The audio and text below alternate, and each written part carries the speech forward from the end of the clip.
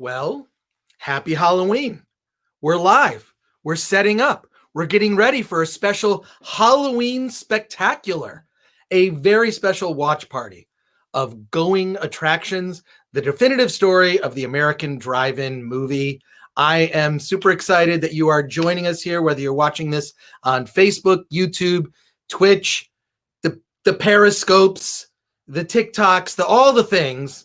I'm excited that you're with us. I'm also pleased to tell you that this movie that we're about to watch, it's on Amazon Prime. More people have Amazon Prime than vote in the United States. And that's the only thing I'm going to say about voting. That's the last of any political talk you've heard, is the statistic that more people have Amazon Prime than vote in America. So sit back, kick back, get yourself a beverage. Tonight, we're going to be doing something very special. You can win. That's right. Post a comment right now. If you're watching this, post a comment. If you post a comment, you are eligible to win a whole bunch of prizes. I'll show you what those prizes are after I get to our little title sequence with the branding.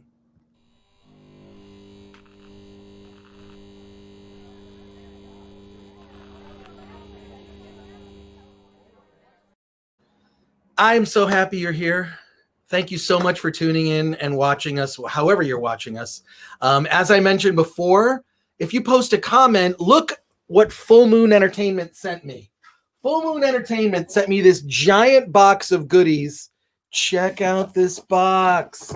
And it's filled with DVDs and action figures and all kinds of stuff that I don't have the room for in my place. So I am going to give it all away. All you got to do is post a comment. Anybody watch? Look, we've already got our first comment. Folks, look at this. All these DVDs. We have a Killjoy. What is this? A Killjoy collectible resin statue. All can be yours. Post a comment, post a question as we get ready to watch Going Attractions, which is the definitive documentary about the American drive-in. Let's bring on our contestants. But first I want to show off, before we do that, I want to show off my shirt. It is Halloween, and this is I'm going to just sort of right here. It's a Michael Myers Halloween, Jamie Lee Curtis, classic John Carpenter, the original Halloween, probably the best slasher film ever made. There's Donald Pleasance right there. I picked this up. A buddy of mine, Shane Mackey, took me to the store in Atlanta, and I found this shirt, and I will be wearing it on Halloween. Today is, of course, Halloween Eve. So let's bring on Lauren Kling. Lauren Kling, who is a friend of mine. He is an actor, a podcaster, a comedian, a drive-in aficionado. That I know for sure. How's it going, Lauren? It's good. Thank you for having me on, Chris. How did you get that? Wait, you threw up a background. That's awesome. I'm super excited that you were able to figure that out. Yes, thank you. You know, I do this professionally, but also I am so excited because, like you, I love drive-ins so much. I can't wait to hear stories from our guests and from you, and to share stories from myself. This is going to be great. Well, I have a story. I have a very specific story I want to share with April, who is the director, April Wright. Let's bring her on the watch party. April, how are you? I'm good. Happy Halloween, pre-Halloween. It's Halloween Eve. I am excited that you're here. We did a watch party with your other film, Stunt Women. Yeah, the Untold. Awesome. We had a good time. So fun. That is also archived on our YouTube channel, Stunt Women, the Untold Hollywood Story. And you tell this entire history about stunt women. And we had two stunt women. Right there. Oh, there you go. You got the posters. Good place. Yeah, we had Alina Dorsey and Jesse Graff with us on that show, and they had a lot of good stuff to say. It was a good time. I learned a lot on that show. I thought it was. I thought the documentary was fascinating, and having him on as guest was really special. We have another special guest that's going to be joining us momentarily, which I'm excited to have on. But let's check out. We got some comments here. Hey, Tom Booker, I want to win a bunch of prizes. All right. Well, guess what? Your comment, you've already won just by having your comment selected to appear on the show. Give it to me now. Okay, there you go. Tom. It's like cross-posting. All right. I guess he has to win something. Hey, David Dirks. Love that man. He's awesome. And Paul Goodson, nice shirt. This is going to be awesome. Thank you, Paul, for joining us. I'm excited you're all here. Before I bring, Paul is a big drive-in guy. Oh, he is? Paul Goodson, yep. Okay, yep. Well, he will like this. Before I bring on our special guest that's going to be joining us, I want to tell a story about this, and maybe some of you can even, do you know what this is? Does anyone know what this is? Oh. You have one. Where did you steal that from? Oh, okay. Yes, I did steal it. I stole this from the Oak Drive-In in Royal Oak, Michigan. Yep. Anyone watching this on Facebook, I'm friends with a lot of people I went to high school with, probably know the Oak Drive-In. I actually was snuck into the Oak Drive-In in the trunk of a car. That happened. That actually happened. I was snuck in, and then my friend was like, okay, I can't open the trunk. It's too conspicuous. Can you slide out through the back corner panel? Which I did. This car was so rusty and rotted. I just sort of slid down there. Then I used to go to the Oak Drive-In. I didn't have a car. I was too young, didn't have a car. I would sneak in the back. I would sit on a pole in the very back of the drive-in and just turn on the drive-in speaker and just sit, kind of make myself small and watch the movie. After it closed, I broke in and I stole this drive-in speaker. Wow. And I've seen pictures of the Oak, and I'm jealous because I wish I would have been able to go there. It has the giant OAC on the top of the screen, huge letters. And I seem to remember the tower also had like a diamonds on it, kind of designed on it that would light up. I mean, the pictures of it look amazing. And the fact that they tore that thing down, I don't know what they were thinking.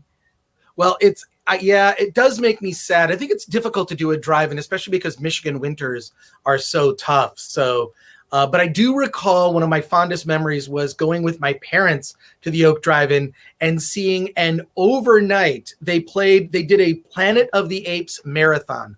Nice. All 5 of the original Planet of the Apes movies. They played them all, and it was dusk till dawn, and that was fantastic. And I saw a lot of good exploitation movies there.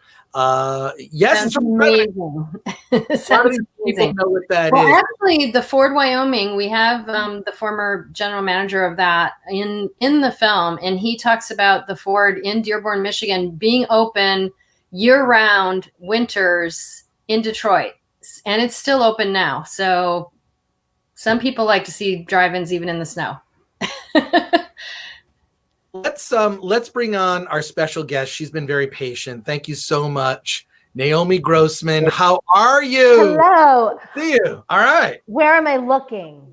You can look at the camera. You can look at us. I don't even know where the camera is. Whatever feels natural. You think 9 months into this quarantine, I'd know how to do this, but no.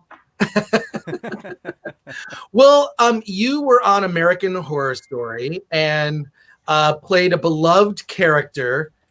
You're nothing like the character, which except for when it comes to technology, I am full pinhead. Right, exactly. How do you and April know each other? I'm just curious.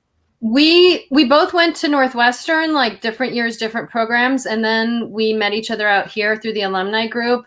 And the first time was a long time ago. We did like a table read of one of my scripts, and Naomi read, and I'm like, that girl has got something. She is the best. Aww.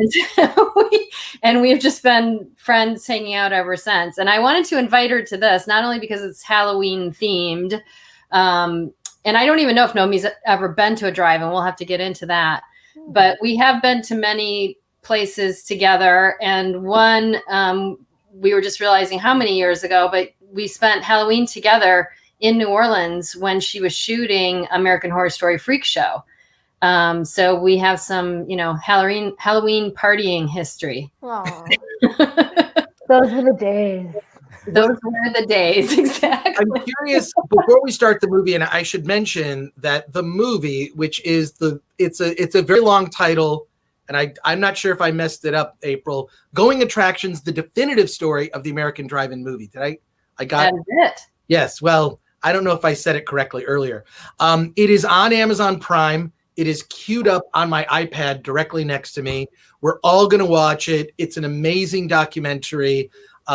So much historical footage. And April, you in the making of this doc, you traveled tell a little bit about, how this came to be before. And just to remind everybody, on Amazon Prime right now, just look up Going Attractions Drive-In. The movie pops right up.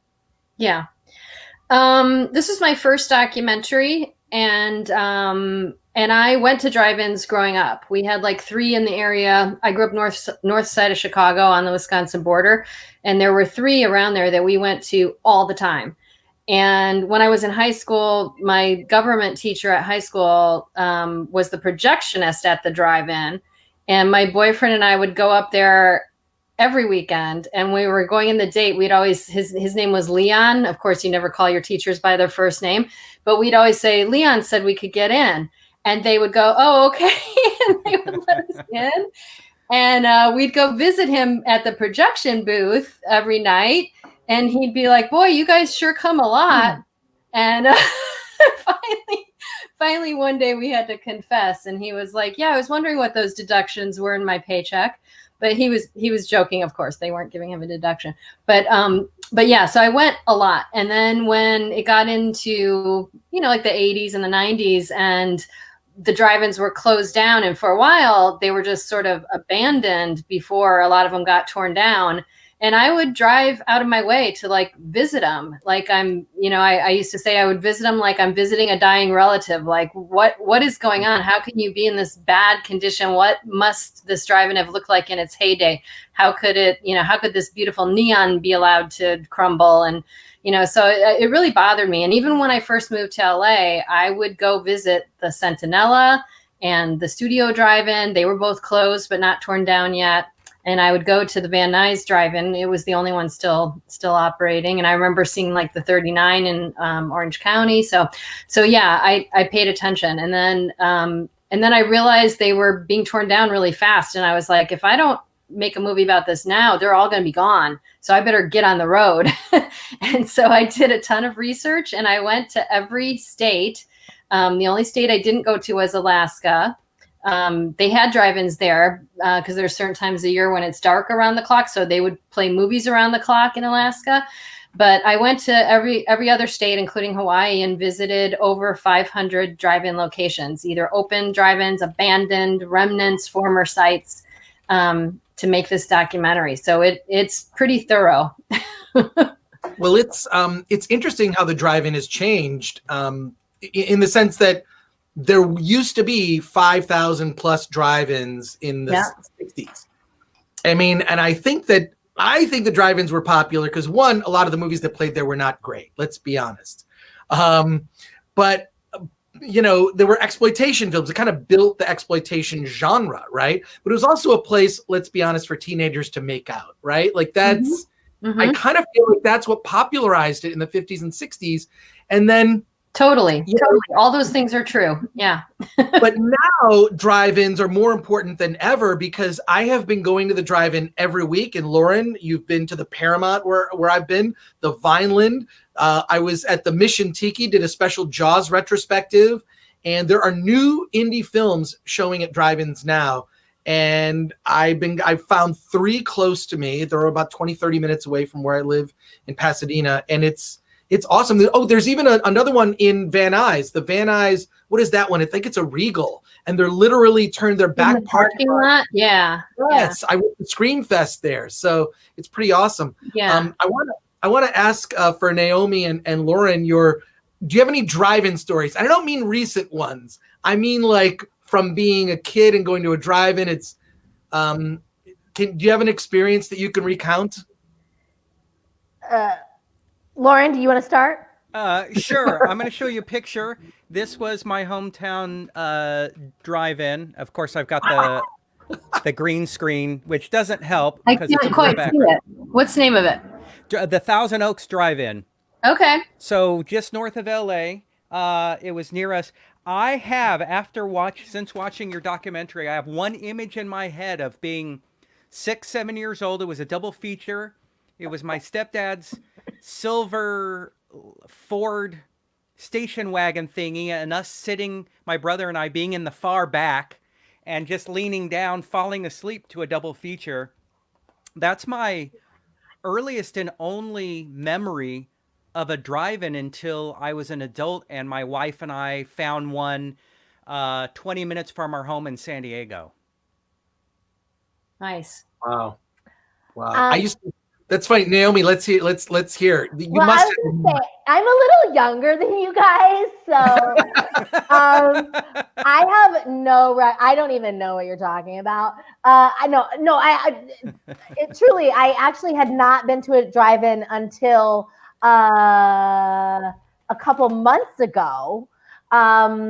They're in Pasadena, actually at the Rose Bowl. I'm a member of the Television Academy, and they were, still attempting to do that sort of like courting voter thing, the way they do, wine and dine voters. And but this was, obviously it was, come in your car and we'll give you a box of. Did they do the red carpet with the cars at that one? Yes, all of that. It was. I'm not gonna lie, it was super annoying, and mostly because I don't know. I've been in a bad mood for about 9 months now. I hate all of it, and so it was really, even though it was like one of the most exciting nights of the last 9 months, it was still like, oh, so I drive all the way to Pasadena, which is, a little bit of a trek if you're, it depends.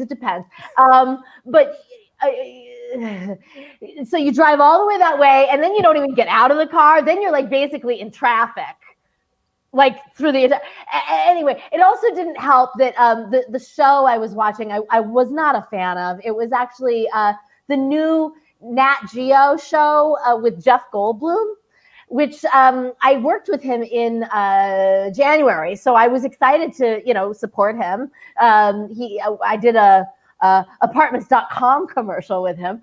So I was like, oh, I want to see my buddy in his like new Nat Geo show. And it was literally, I mean, don't get me wrong, he's a total character. So I get why he has that show, but it's literally like he just wanders around like tattoo parlors and like does like, it's kind of like Jeff Goldblum does tattoos for a half hour, or, Doesn't have enough dinosaurs in it for you. What? You need more dinosaurs in it if you got Jeff Goldblum to make perhaps it better. Yeah, I don't know.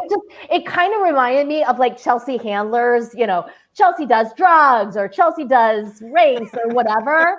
But it was like tattoos. I don't know. It was just, it was disappointing. It was, I was in traffic for like the virtual red carpet. And it was, in general, I guess, like I said, had I been with someone that I would want to make out with, totally different. But it was more just a memory to me of what these events once were, when we could we wore pants and we got out of the car and we, it was more just sort of painful because of, how it was sort of replacing this other thing that used to be actually quite cool. But I can see how back in the day, with a lover, it would be very, very different. Now, Naomi was also in this film, One Bedroom, which is awesome, by the way, if you haven't seen it. Did that? Wait a second, you were in, yes, that's right, One BR, right? Yeah. One BR. Oh my God, that movie is, Did that play at any drive-ins? Did that do any drive-ins? Not to my knowledge, no. But it's huge. It's huge on iTunes. I know some of the people involved in it. I had the director on the podcast, and yes, I know who you are in it. You look different. Indeed, thankfully. I don't know. I look bad in everything I'm in, so including this podcast today. But I digress. Yeah, no, it's too bad. You know, we missed out. 1BR missed out on our like red carpet, you know, real red carpet opening at ArcLight Hollywood of all places, which was a shame. But at the same time, there were a lot of really happy accidents that did coincide with COVID. I mean, let's face it, like, what better thing to do in the middle of lockdown than screen a movie about a woman, you know, in lockdown, basically, you know what I mean? Like stuck in her one bedroom. So it was, in a lot of ways, it was like the perfect quarantine movie. So it made for the home, what do you call it? The home rollout or whatever. It was quite effective. And yes, it eventually became #1 on Netflix, which is insane. Right. Given how little they paid me, you know? I mean, it was such a low budget movie. I want to hear more about what a pain it was to go to the Rose Bowl and all the little things that annoyed you about that experience. Well, I'm just such a brat. Like, I live in like the center of West Hollywood. So like I can throw a rock and hit like a dozen gay bars or, you know, locations where celebrities died.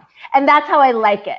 And the fact is, like, none of that matters anymore. I guess those people still died there, but like those gay bars aren't there. Like, I might as well be in like a bunker in Montana. Like, there is zero purpose for me to be paying this exorbitant mortgage to live in the middle of the universe, which is actually the center of nowhere right now.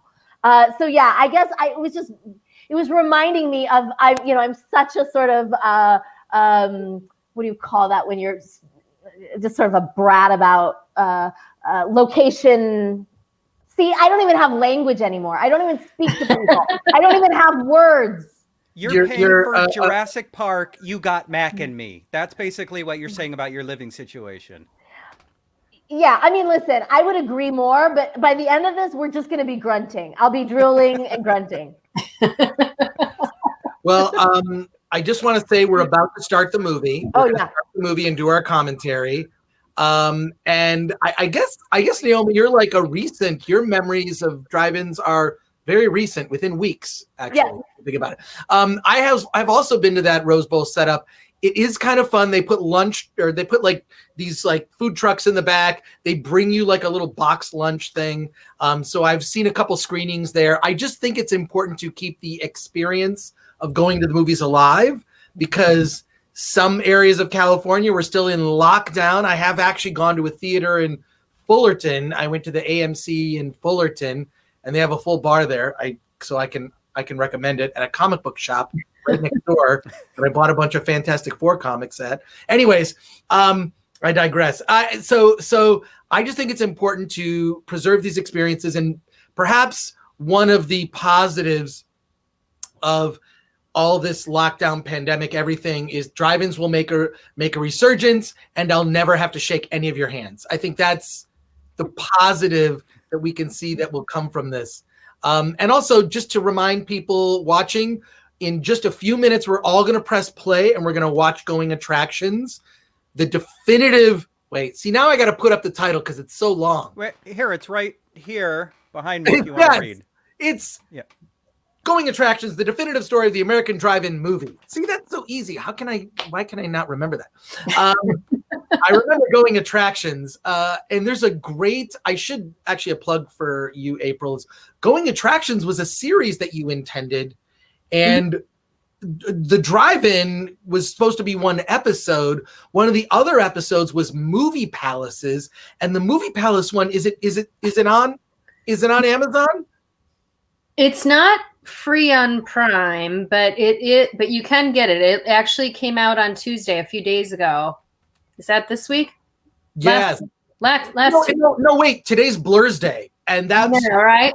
It came out last day, and I don't. So anywhere you can get a new release, so you have to like pay to rent or buy, but cable on demand, iTunes, Apple, Google Play, Amazon, everywhere you can get both of my movies, Stunt Women and the Movie Palaces documentary, because those two are new releases that just came out. The drive-in one, it's crazy because it was my first documentary, but believe me, I'm doing a lot of stuff and talking to a lot of people because, like you said, drive-ins are the thing. So a lot of people are like, how did you know to make a movie about that back then? I just got to say real quick, I'm geeking out, April, because not only do I love drive-ins, but I've worked for a tour company here in LA, and we do walking tours that talk about the history of Los Angeles and the film business. And going in, talking about the movie palaces is so exciting. I actually saw the trailer for this. I'm like, ooh, I got to watch this next. Knowing you now, you do have to watch it. if there's some version of me sneaking inside of a trunk to get into a free screening, of course, that's what I will do. But I'll pay and help.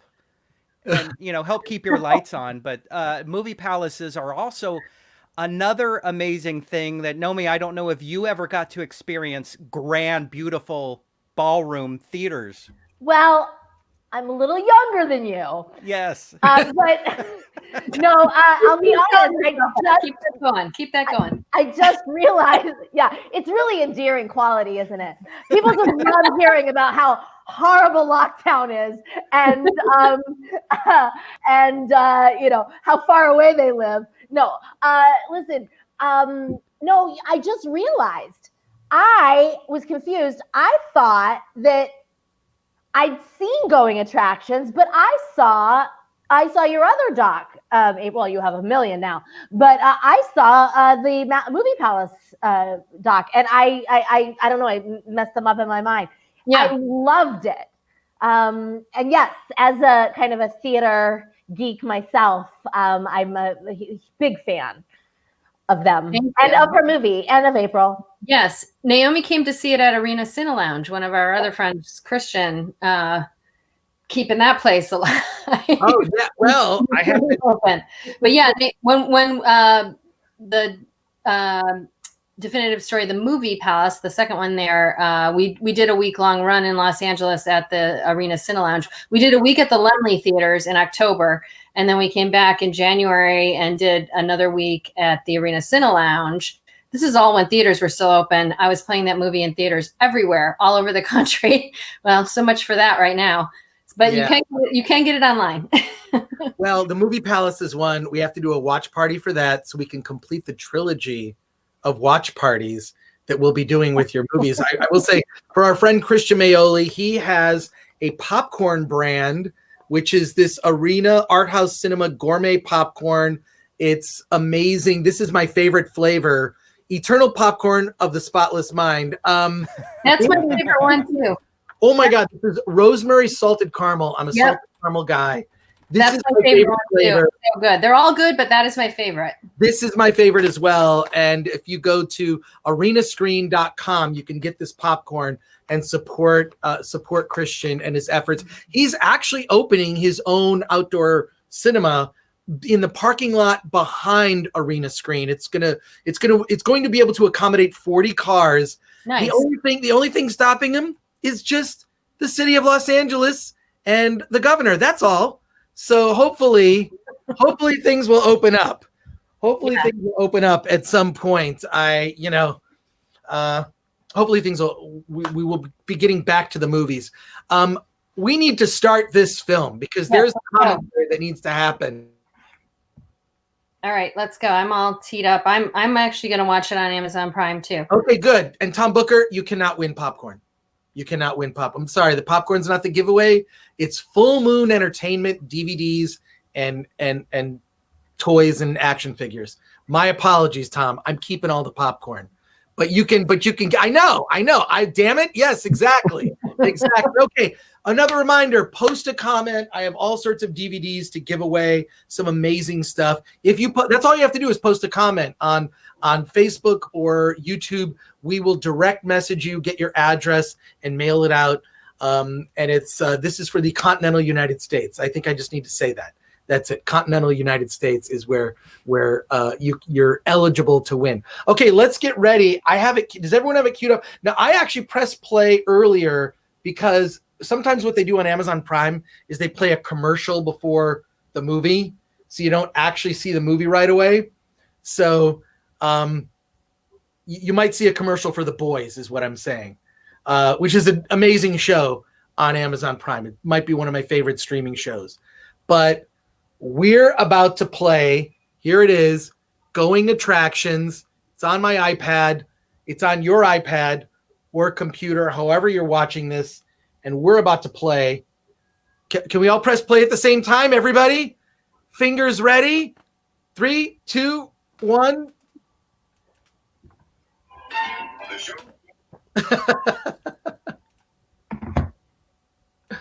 All right, mine started. So Two. We have the Gravitas Ventures logo. And you have the hot dog, and that's like a classic, those refreshment. yes, and in the film I have Robbie Mack. That dancing hot dog was a family business that did those. I can talk about that later when we see him in the film. Gotcha. But it's amazing. Yeah, classic. Roger Corman. I got to meet and become friends with Roger Corman when I was making this film, and he does not like drive-ins, by the way. Why? Really? Well, he said and this is funny coming from him because he's known for low budget things, but he said he put so much time and effort into making the picture look great and making the audio perfect. And when he went to a drive-in, he did not feel like it was the best presentation on those tinny speakers. And he went once and he never went back again. And I told him, the sound comes over the radio now. And he had no idea.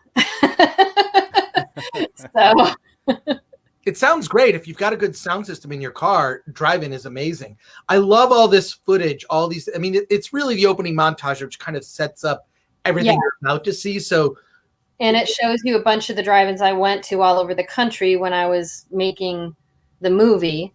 And then we have a few of these morphs of what they became today. Sometimes empty lots, sometimes office parks, So, Sandval, Burbank. God, this is such an American. I like that you wove American into this because it really is an American phenomenon, right? It is. It's an Americana thing, and it's so associated with the U.S. prosperity after World War II, the baby boom, the two-car families. That's really what made drive-ins take off. And, we had like 5,000 in the U.S. After that was Canada, which had, somebody's going to have to correct me, but roughly 1,200 maybe at the peak, like a much smaller number. And then after that was Australia, and then just a sprinkling in like Germany and Italy. But it really was huge here in the United States that we had so many. Like, just imagine 5,000. Even we were talking earlier, Los Angeles, Orange County area had like 70 of them. So they were all near each other, just like you might find multiplexes around today. They were the Blockbuster of the day. I mean, Blockbuster had roughly 5,000 locations at their peak. So think about that. You had a Blockbuster in every town. You had a drive-in in every town.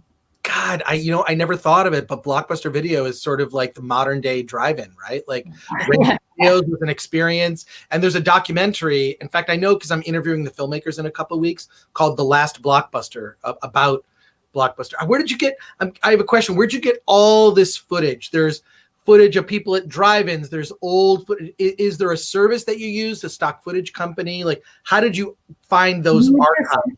You just have to searching online, looking for archival video. It's just a lot of research and a lot of searching. For drive-in pictures, the woman who's on there, Jennifer Jarish, she and her brother had started a website that is now defunct called driveins.com. And they had a lot of photos, and they also had copies of something called the theater catalogs that were issued every year back then. And so they would have pictures of all the new drive-ins that were coming out every year that she shared that with me. So that helped a lot. But their drive-in site is not there anymore. Oh, I love this sequence we're watching now, which is about basically inventing the drive-in. That's sort of, how you would add the steep so that when the car would get you just on a slight incline to be able the ramp system, they call it. Right, yeah. Great. Yeah. And the beginning they showed in that blueprint, they had like a bulkhead so you wouldn't drive over it. You couldn't drive over them. You really had to park and stay there. Now they turned it into ramps so you can drive over them if you want to. You're still going to drag your muffler if you do it nowadays. But and it was good to get the guy we have in the movie there is the son of the man who invented it. So he remembered his father doing it, designing it, and they literally put it on the projector on the hood of the car in, at his house, put a sheet up and came up with the idea. And I had always read it was because his grandmother was a big woman, and he said she's 6 feet tall. Because I had always pictured, and I think everyone did, like big, too fat to fit in the seats, but it was really just that she was really tall. And so that's why they invented it for her. And so and then I was going to do a follow-up interview with him, but unfortunately between this little footage I got from him here and trying to schedule that, he actually passed away. So I was lucky to get him talking about it a little bit. And then here we're getting into some of the first drive-ins, which in Los Angeles had a couple of the first ones. One of the first ones in Los Angeles is where the landmark is right now, off of Westwood and Pico. That was where the first drive-in was in Los Angeles, right there. And what year was that? 1934. Wow. This is so great. There's a montage now we're seeing with all these different drive-in, Detroit, Michigan, Atlanta. Yeah. So these are in Orange County. So these are all the ones before World War II. So before World War II, there were like about 100 of them. And there's a few of them left, which is crazy. One in Maine is left. One, Shankweiler's is left. A lot of them survived of these originals. It really is. The experience of going to a drive-in is like tailgating with movies. Mm-hmm. That's what it is, right? It is like tailgating, yeah. Yeah. Naomi, did you grow up mostly in New Mexico? Denver. But yes, my dad was an architect. We had a second home, a house in Taos, New Mexico. And yeah, I want to say there was a drive-in like between the two, isn't there? Yeah, there were a bunch all through. Denver and New Mexico both had a lot of drive-ins back in the day. I mean, I feel like at the very beginning of this, like we saw the map of the United States, and it did look like in that sort of like 4-state region, there was like less drive-ins. So I was like, oh, well, maybe that's why I never went to the drive-in. Yeah, I always asked about that because you try to figure out like why there are so many drive-ins left today in cold weather states, because the most drive-ins that are left are in Pennsylvania, Ohio, New York, upstate New York. And you're like, that's weird. But it really was a population driven thing, that those areas are more populated. And so they had more drive-ins back in the day, and everywhere has lost 98% of their drive-ins, but those states have more left because they had more to begin with. Texas still has quite a few. California has quite a few, and by comparison, I mean, back in the day, they had hundreds and hundreds of drive-ins. Now they might have, 25, and you're going, that's a lot. Mm-hmm. But yeah. Do you think that drive-ins, I mean, obviously they're making a comeback now and they're important. They're even, as Naomi pointed out earlier, part of awards season, right? Like it's a way to present these things in a communal way, so we can all experience it. Do you think that there's a possibility that, especially with movie theaters threatening to file for bankruptcy, some of them, have closed their doors, is it possible that drive-in pop-ups, at least? I know that there have been some rooftop cinemas and pop-ups, like the Rose Bowl one is pop, but I could see the Rose Bowl one being a permanent fixture. Like there's just Rose Bowl cinema and whatever's there. I know they played New Mutants there for a few weeks. Like, do you see? I mean, a lot of the drive-in owners I talked to, they're doing premieres at their theaters, especially around LA. They're also doing concerts. There's one outside of Nashville called the Stardust, which had Keith Urban concert. There's all sorts of like touring concerts. There's church services. There's weddings at drive-ins. There's dance recitals at drive-ins. There's everything. And that's how they started out. They were hubs of the community. And when people have things, like I have a little clip at the end of here of like the cemetery screenings here in LA at Hollywood Forever. I show that at the end as one of the modern incarnations when cities have torn down all their drive-ins. They start to have pop-ups and other things like that. And so, yeah, right now, it's a great question. Will this new resurgent keep going? I hope so. Because it is, despite what Naomi said, if you went there on a date or something, you might have a different experience. Totally, yeah. Besides remembering what used to be, I was gonna say, I also couldn't really relate to the tailgating comment because April and I went to Northwestern, which is known for our terrible football teams.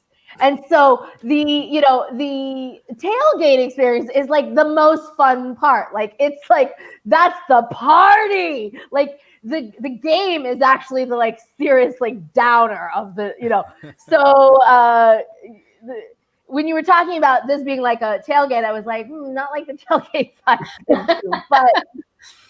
but yeah, I mean, a lot of pop-ups, I'm seeing some say we're staying open through the winter. A lot of regular drive-ins are saying they're staying open through the winter. And speaking of, it being Halloween, horror films and thrillers have been doing great at drive-ins. And sometimes it can even make a movie like that better because, you have this extra feeling of being unprotected because you're outside. And at some of the, not so much in LA when you're at the Rose Bowl parking lot, but in parts of the country, you've got like some woods right next to you or something, really creepy that you don't know what could be out there. Or sometimes at drive-ins, they play Twister or some of these, retro films, and then a storm comes in and you get a little wind or a little rain, and it like adds a different dimension to the story that you don't have at an indoor theater. So sometimes a lot of films can be better experience at the drive-in. No, I would say one of the best movies to watch at a drive-in would be Targets by Peter Bogdanovich. I think that see, you would only laugh if you've seen that movie. It's about a shooter at a drive-in, a guy that shoots, and it's set at a drive-in, and Boris Karloff is in it. He's like aging like star, and there's like a fake movie that he's in that's at the drive-in, and he's there to kind of do a drive-in appearance, and he feels very sad about this. I mean, I think it's a brilliant film, and they should do a retrospective screening at a drive-in of Targets. I am actually going to the Joe Bob drive-in experience in Pasadena tomorrow on October 31st, and my understanding is it's a drive-in that's haunted. I'm going to guess zombies. People dressed as zombies are going to infiltrate. But Starlight, I love the spelling of Starlight, the Lite, way ahead of its time. They spelled it every possible way. There was Starlight, Lite, Light, Moonlight. We were just looking at in the film the whole section about all the drive-in names. How when they first opened, they were just called drive-in because there was only one in the area. And then when there started to be more and more, they're like, which drive-in? So they started giving them names, and usually the name had to do with the area or the street. So a lot of drive-ins have Route 45 or whatever is the name of the drive-in because that's the area or the street it was on. Like Mission Tiki, what is that area? Oh, Mission Boulevard is the street that one is on outside of LA. Yeah. I like the Mission Tiki. It sort of has a tiki theme. Yeah, they redid that maybe like 15 years ago in a tiki theme. It wasn't originally that, but it's a good idea. Actually, Santa Fe glass Springs right here that I'm drinking from. I don't even know if you can see that. Oh, there you go, tiki. Yes, so I'm in tiki theme right now. No, that one is great. That one Santa Fe Springs drive-in. Are they doing any movies, or are they strictly swap meet and concerts? I wish they would start showing movies. It's right off the 5. Some of us in LA have probably driven past it a million times. Mm-hmm. It's got one of the best, hugest marquees left out there, original marquees. I heard back in the day, sometimes with the swap meet, they were having bands and every once in a while showing a movie, but it would be ripe to bring that back for movies. Like the Rhodium in Torrance, where Joe Bob was the last couple days, they had not showed movies for 20, 30 years. They were only swap meet. A couple of years ago, they started like 2 years ago showing movies on weekends over the summer, and now they're showing them all the time. They're back. Wow. So they can come back. And that's one of the only, that and Silver and that Santa Fe Springs, they're the only 2 original screen towers left in LA. Wow. So if you venture out to those, you get to see a little more history. I do remember the Vineland used to have, and you showed this earlier in some footage, there was like this little playground at the very front of the screen where there were swing sets and slides and whatever. And I would, when my kids were little, they would go in their pajamas because they could only stay awake for the first movie.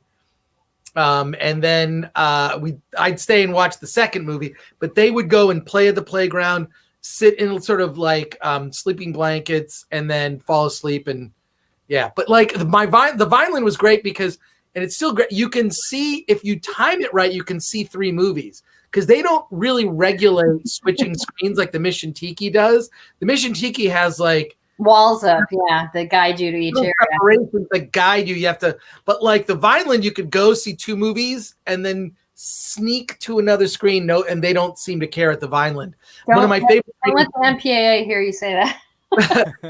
Yes. Well, they're tracking the box office, and you're really going to mess up their numbers. But I gotta remember one of my favorite screenings at the Vineland was seeing Fast and the Furious Tokyo Drift, because I was watching a Fast and the Furious movie in a car while I'm watching the movie. It's like the perfect. You can hold your steering wheel and imagine you're like, yes. Anyways, I'm sorry. I'm talking too much. Chris, did you go beep beep like during the movie too, like Maggie Simpson? Yeah. Yes. Well, I mean, that's the thing. You're supposed to, at a drive-in, you're supposed to honk rather than you don't really applaud or you honk. That's right. Yeah. This footage, I'm so amazed at the amount of footage, still photography. You must have, April, when you met with each of the drive-in owners and interviewed them, did they provide media like here's photos or here's like an album? Did you have to digitize and create like an archive? Some gave me, what's interesting? I mean, it's kind of funny. In recent years, I'm seeing a few people uncover family photos, stockpiles of old photos, and I'm seeing some new drive-in pictures. But at the time I was making this, you kind of felt like there was a limited number. Like, these are the photos. These are the photos that were taken of these places before they were gone.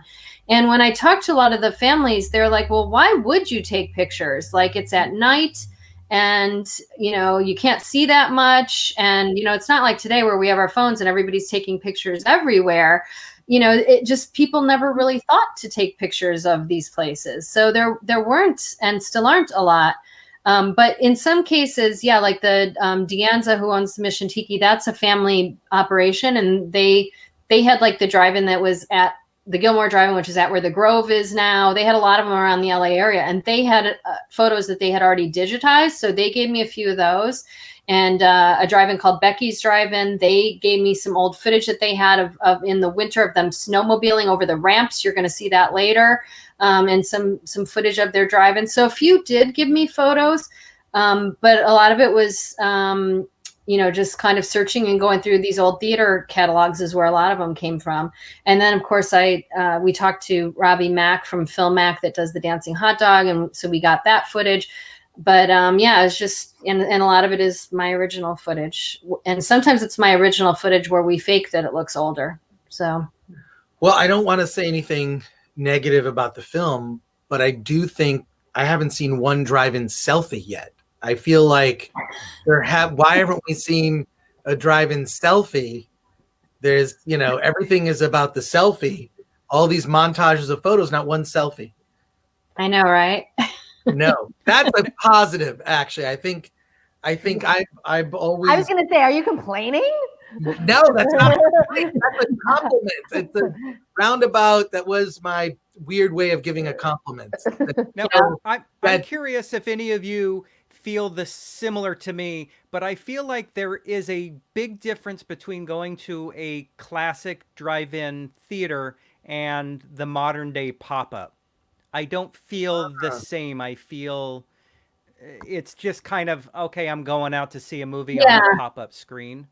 It's the next best thing if you don't have a drive-in anymore. But I think most drive-in enthusiasts and owners do feel like it is like a pop-up is a slightly different experience because of, like we said, drive-ins have ramps and they're laid out like a theater. So you do get a different experience in terms of just the placement of the cars.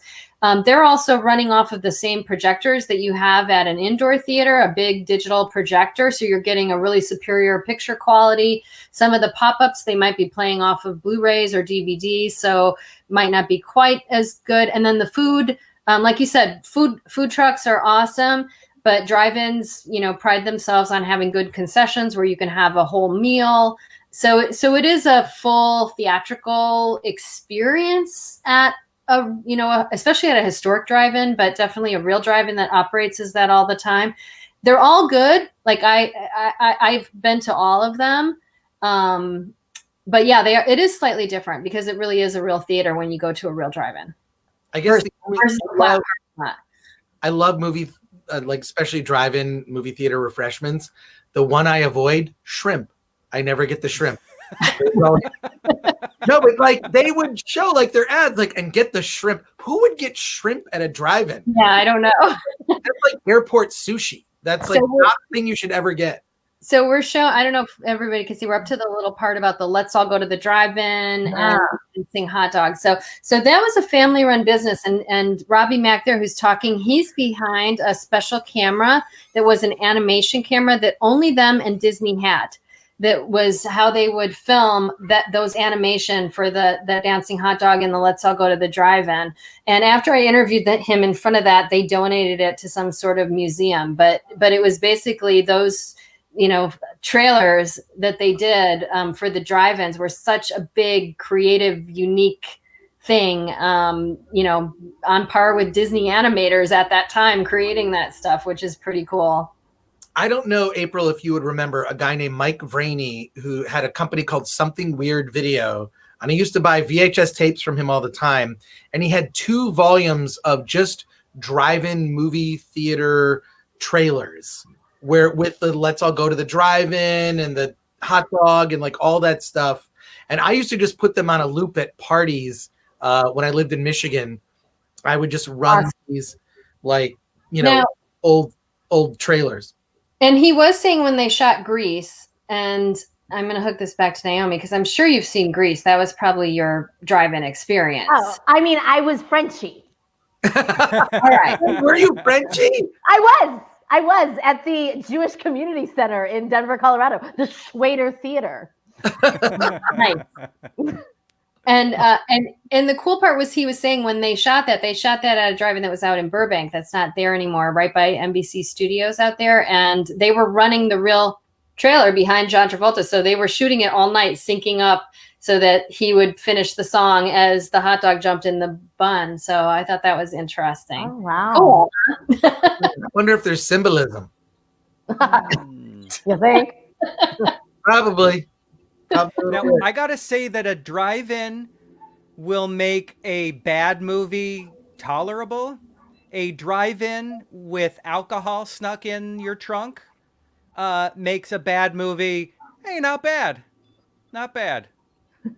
And then if you make out with someone, then it's like way up here, right?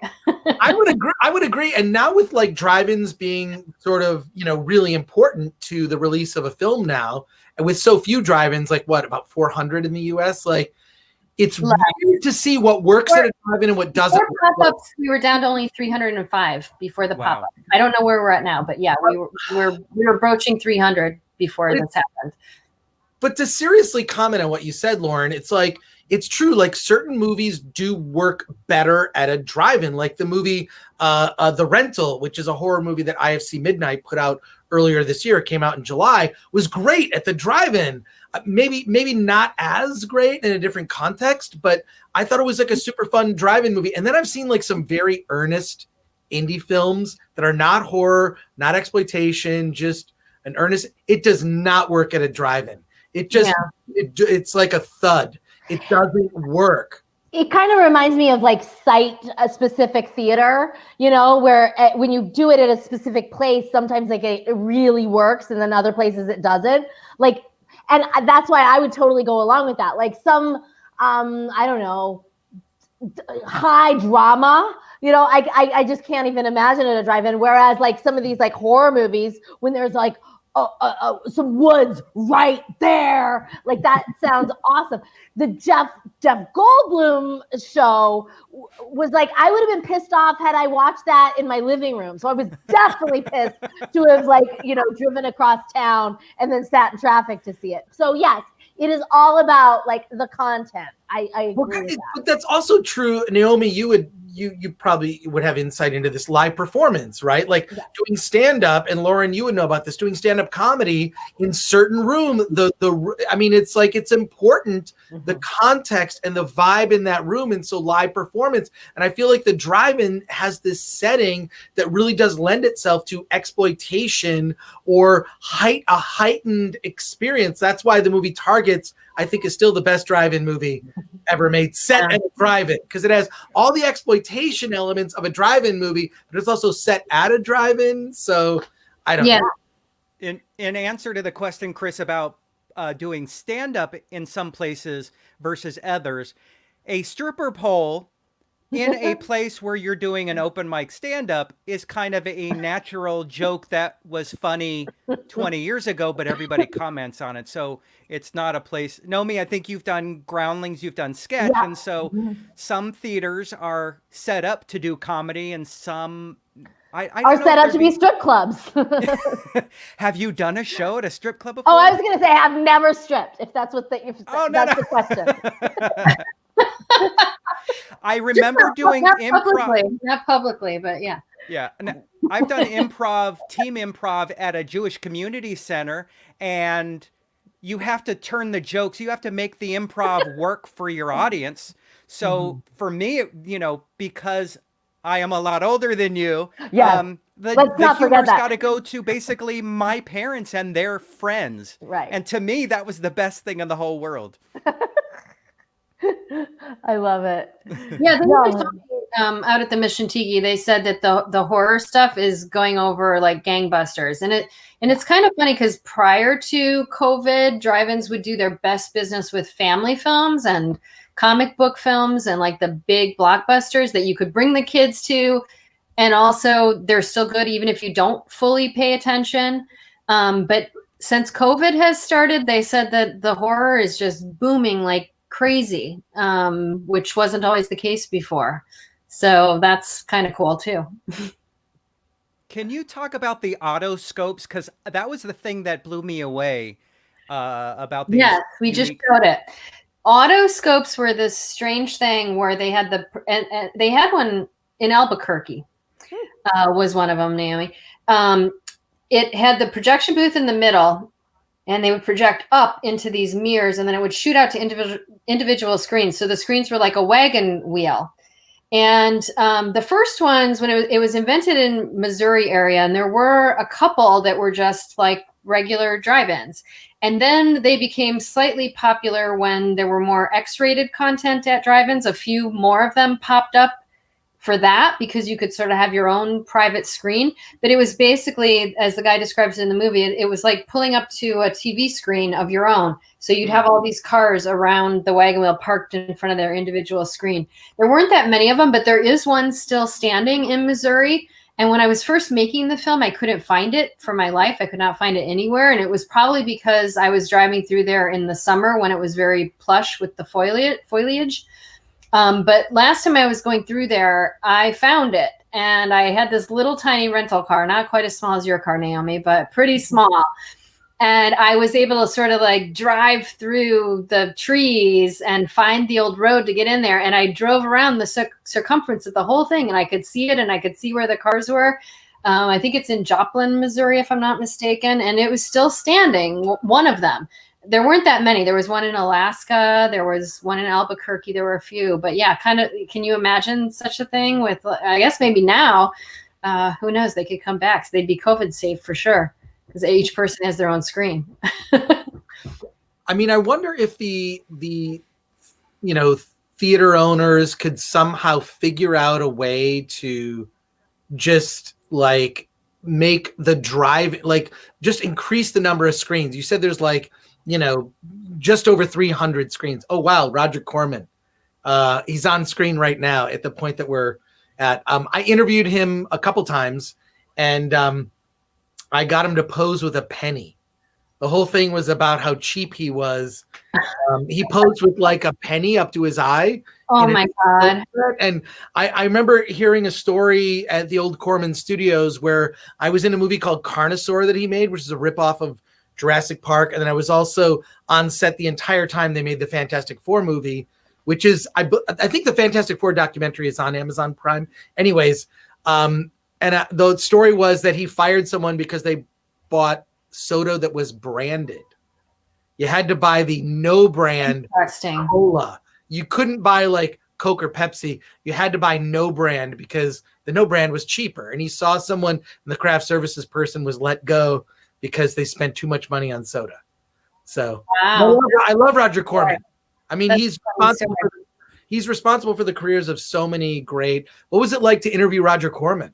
Well, Roger, he was showing something at the New Beverly, and for some reason he was just standing outside. And so I talked to him and I said, I'm making a documentary about drive-ins. And he just paused for a second and he said, well, if you want to interview me, just call the office. Because he just kind of knew he was part of that history and offered it up. So I did call the office and we went in there and interviewed him, and it was wonderful. And in fact, I have so much great footage of him that isn't even in the film, talking about the experiences with all of those directors who we love and admire, and all the experiences that he had with them, including, Francis Ford Coppola was his assistant, Ron Howard, obviously we know, just too many people that I can't even think of them right now came out of the Corman School of Filmmaking.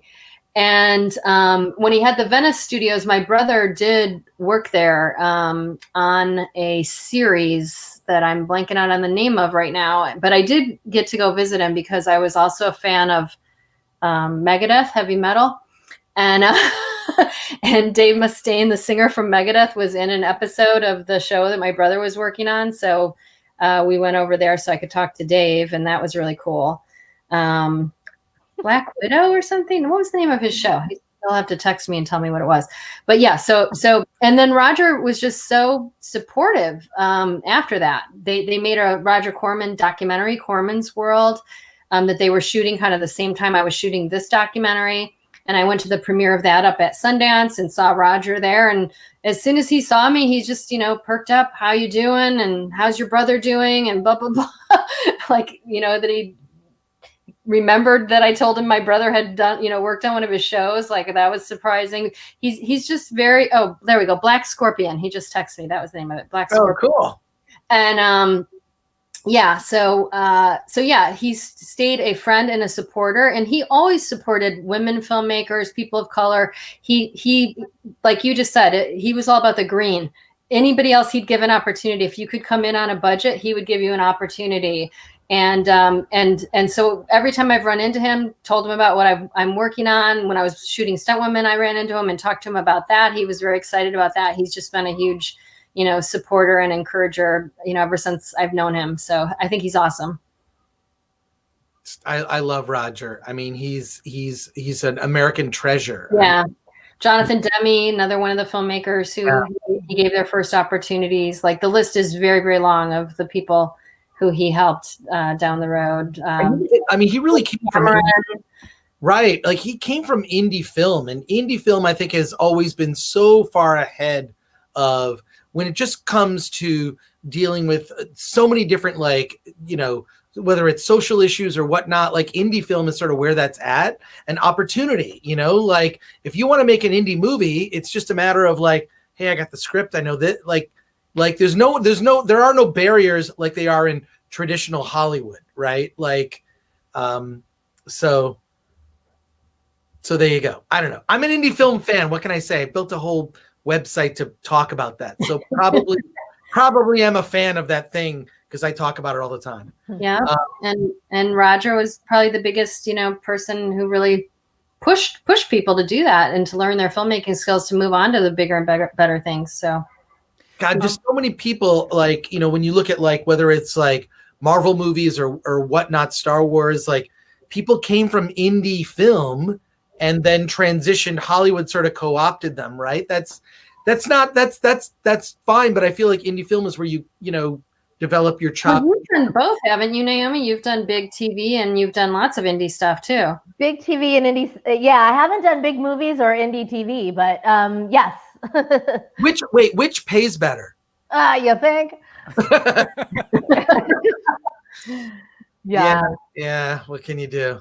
April, there were two stories in your documentary about parents dropping off their kids.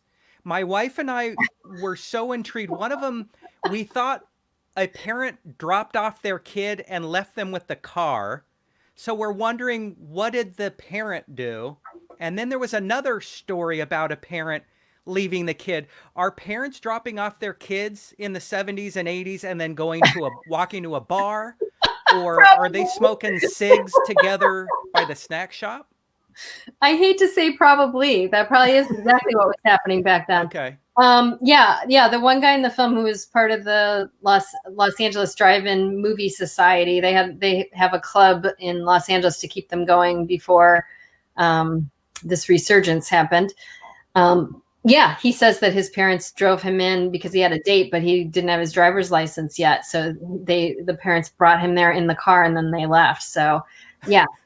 Okay. We were wondering where the parents went. Okay, but that makes sense. Yeah, good question. Back then, did they go sit in the snack bar? Or did they walk out and find a bar to go to? Did they bring two cars and leave in the other one? I don't know. Yeah. I saw my first and only hot box at the Vineland Drive-In years ago. I had never known what that was. And I thought that was kind of cool. That was memorable. I'm sorry. I thought that was a porn thing. What are you talking about? So hotboxing is when you light up a joint and you start smoking and then you roll up the windows. And Okay, then that's it's much better than what I... Thank you for clarifying. On the next episode of the Film Threat Watch Party, Naomi talks about her idea of hotboxing. I told you I live in the epicenter of Gayville. It means something different here. It's okay. Well, let's not talk about felching. That's all I want to say. And don't Google it. Oh my God. Wait, so I'm seeing Ozzy and Harriet. This is Yeah, we're talking about when TV came in. right. The movies. Yeah, and I cover this in both of the documentaries, the movie palaces and the drive-ins. TV was a big thing that imagine part of why these drive-ins were so big was because there was no TV. And even when there was TV, when it started kind of in the late 40s and early 50s, it was black and white and it was about this big. The screens were like as the size of your phone, maybe a little bigger, but they were small.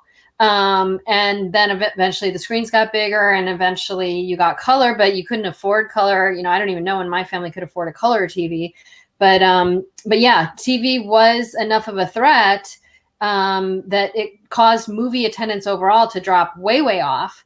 Wow.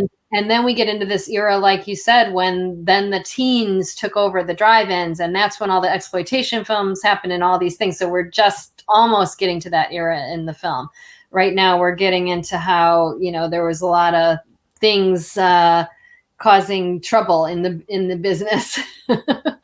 I might be at a different point, but I'm watching about CinemaScope, and that was something in the 1950s that they did to get people out of their homes to watch on large screens. Wait, where are you in the movie? I'm about 38 minutes in.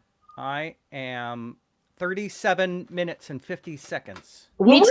I'm exactly with you. Yeah, I'm exactly with you. All right. But That's not that far off. What's amazing about the widescreen format, yeah. Right. I did not know that there were any drive-ins. I knew about the Cinerama Dome here in LA, and I knew about the theaters, but I had no idea they tried that out at a drive-in. There were two Cinerama drive-ins. Yeah, one in Minnesota and one right here on Century Boulevard. Turned into a Cinerama drive-in and had the big Cinerama screen. Yeah. Wow. Crazy, right? You wouldn't think that, but there were. And it is interesting. There we go. Actually, there's the picture of the one in Bloomington, Minnesota. And that that widescreen format, obviously that was a big thing for indoor theaters. When you watch the other going attractions, they had to break their proscenium to sort of fit that format. But for drive-ins, they had to add wings, or they put a bigger screen in front of the original screen to accommodate that widescreen format. And that is what brought people out of their houses and away from their TVs. And now we're getting into the fun teenage era of the drive-in. At least I am on my watch. or as Lauren calls it, hotboxing. That's the term. I'm so sorry. You can't take me anywhere. You can't even let me stay at home, apparently. Oh man. So yeah, and I love the 50s and 60s in general. I think you do too, Naomi. You live in a beautiful 50s. Mm-hmm. You live in my condo. Yeah, that's the story. Actually, it's funny. We recently had a tree trimming here, and outside my place, there's this beautiful blank new wall now. It used to be covered with trees, but now I'm like, oh my God, we could have our own like drive-in. You know what I mean? We could have our own like sit in the pool and watch a movie. And great idea. Yeah, I'll come over for that if I'm allowed. Right. That's a whole other question. If I pass the temperature check to enter your building. No, I was gonna say my neighbors are.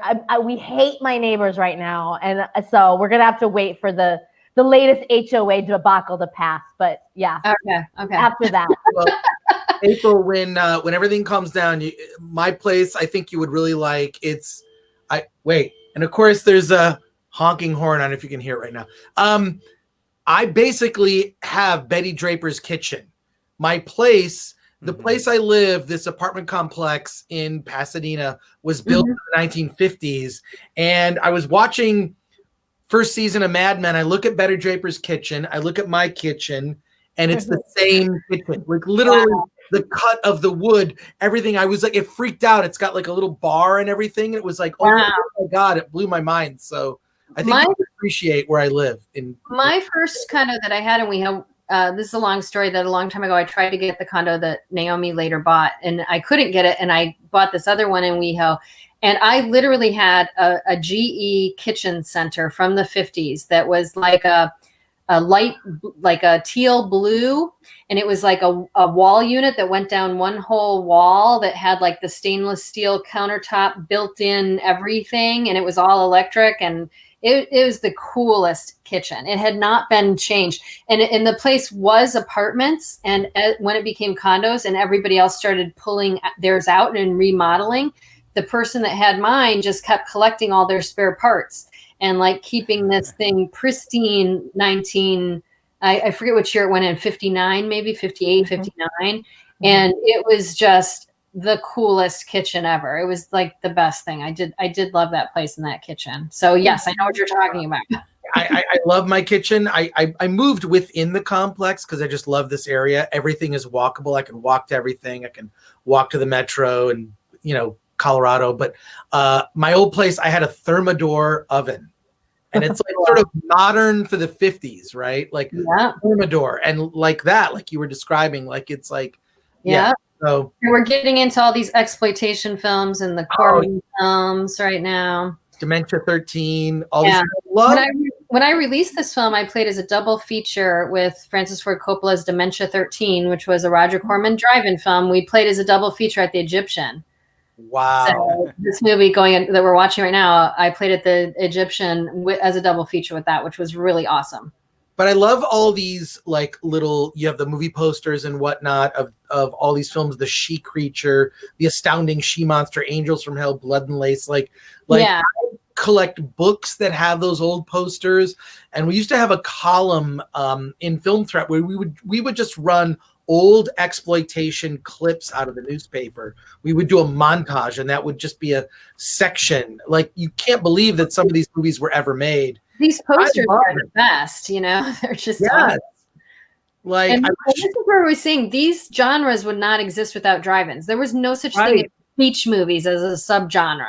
Like these things came out, motorcycle movies, like these subgenres came out of the drive-in audience, and Corman was there ready to help fill the need. How to Stuff a Wild Bikini. Batman. I'm seeing Batman right now on the screen. 1967 Batman, yeah. Was it? Yeah, that's when I fell in love with Batman. How great would that be on a drive-in screen? You can picture that movie that's a perfect drive-in movie. It's a little long. But such a great drive-in film. God, yeah, someone should do a retrospective of that. These almost look like movies that like I would get offered. Like You should be. I know, right? it's almost like I missed my calling. Like I needed to have been born when you guys were, because I might have a bit better career. I think you could be in any of these movies. Totally. We should like remake some of these. Yeah.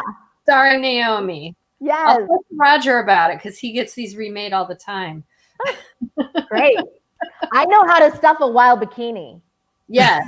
Yeah. Well, I also feel that like Hollywood is about to change. If movie theaters are gone, if movie theaters become like Broadway, where it's a thing you go to a couple times a year to see the big tentpole movie, I feel there's an opportunity for drive-ins and independent films, video on demand movies, to really lean into that. Like that sort of exploitation genre, that low budget. I really feel like this year has, I'm trying to, on a positive side, it's a resurgence and of independent films becoming something that you are willing to check out, because all these big tentpole movies aren't taking the oxygen out of like the attention. Like, well, I guess I have to see the new Marvel movie or Wonder Woman movie or whatever it is. It's like, yeah, but there's so much other good stuff. Yeah.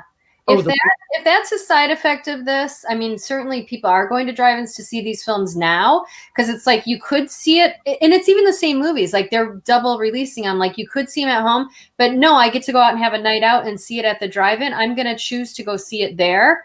If that ends up being a long-term side effect, I would be really happy. That would be a great thing for genre films and for these indie films. That I hope that does happen. Let's hope you're right. I'm all for that. I'm counting on it. I think it's going to change. I don't think you're going to see as many $500 million movies being made anymore. We're just not. I just think I think people's habits, and this is the thing, when I'll get in arguments with people, they'll say movie theaters are never going away. And I said, look, I use drive-ins as the example. There used to be 5,000 screens. Now there's 300 screens. Like people. Well, it's not screens, it's locations. There's more screens, but yeah. Right. Yeah, exactly. Location. The problem is the actors that were doing those $3 billion movies are also not going away. And they're going to do those crappy movies that once upon a time I was only offered. So now what am I going to do? I'm going to be competing for hits against cat videos. I don't know. I mean, well, that sounds like a good slasher film about you and using cats to get what you want. Now, Cats would be a great movie in the drive-in. Oh, that's true. It's so bad. I would not see it except in a drive-in with alcohol. Yep, there you go. Yeah, a drive-in can make a bad movie better. Right, like Zac Efron movies. My wife would love to see Zac Efron movies the rest of her life, and drive-ins are the only place I can do that. No, that's not just a litter box, it's a hot box. I think that's what you have to do. A hot pussy litter box. I think we're like brainstorming some good film ideas here. Yes. Well, you're right. The Cats would be so good at the drive-in, because a bad movie, I don't know. I always think of like John Waters. Like his sensibility with anything is like my favorite. Like I feel like he should have directed Cats. I don't know if you guys saw, since you're all Angelinos, there's before COVID, there was what's it called? That brewery theater in downtown LA. They were doing a thing called Rowdy. Yes, exactly. Draft House. And they were showing Cats, and they do rowdy Cats, and people were like encouraged to dress up and shout at the screen and meow and like drink every time you saw like a cat's butthole, or thought you should see a cat's butthole but didn't because they retouched them out, or as a drama geek, I was like singing at the top of my lungs the entire time, and I'm sure they were like, okay, she's like extra extra Cats over here. Well, I saw the play, before the pandemic. I saw the play at the Pantages, and my issue with the play was it all takes place in one location. It's not they're showing as sophisticated as modern theater. I've had like a season pass to the Pantages. I'm straight, by the way. But anyways, so Chris, we're at the part in the film where they're showing your Targets film. Oh yeah. Oh, right. Oh my God. That girl needs to learn to stuff her wild bra a little better. Oh, she doesn't though. You would know, April. You would know better than any of us. How many movies are set at the drive-in? Like the setting. We did an article on Film Threat recently about movies set in a movie theater. Yeah, I looked this up. Pyro, movies like that. Like we did a whole list of movies set at a movie theater. Yeah. How many movies are set at the drive-in? I feel like that's rare. Very rare. There's a few Super B movies that are called drive-in or drive-in something where they put like movies you haven't even heard of. But yeah, Targets, Grease, Pee-wee's Big Adventure has a scene at the studio. Sugarland Express, we show in the film. Steven Spielberg's They Watch a Movie at a Drive-In in Texas. Twister has that drive-in scene, but that was a fake combined with a real drive-in. Back to the Future 3 has one that was built completely fake.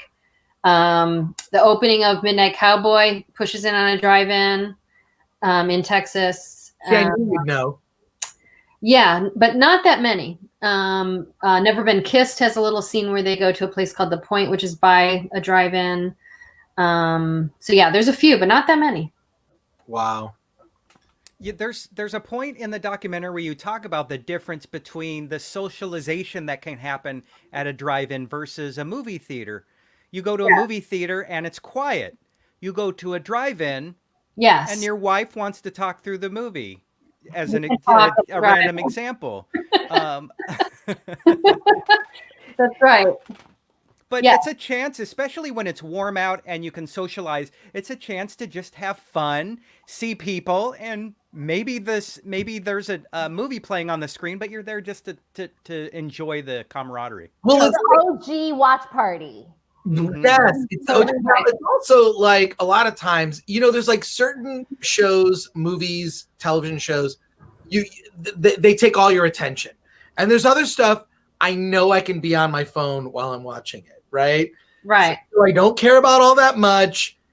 Right. I watch it, whatever. I can be on my phone. And I feel like with drive-in movies, that's sort of the thing is like, it's the interaction in the car, whoever you're with. Yeah. If you're drinking or if you're hotboxing, like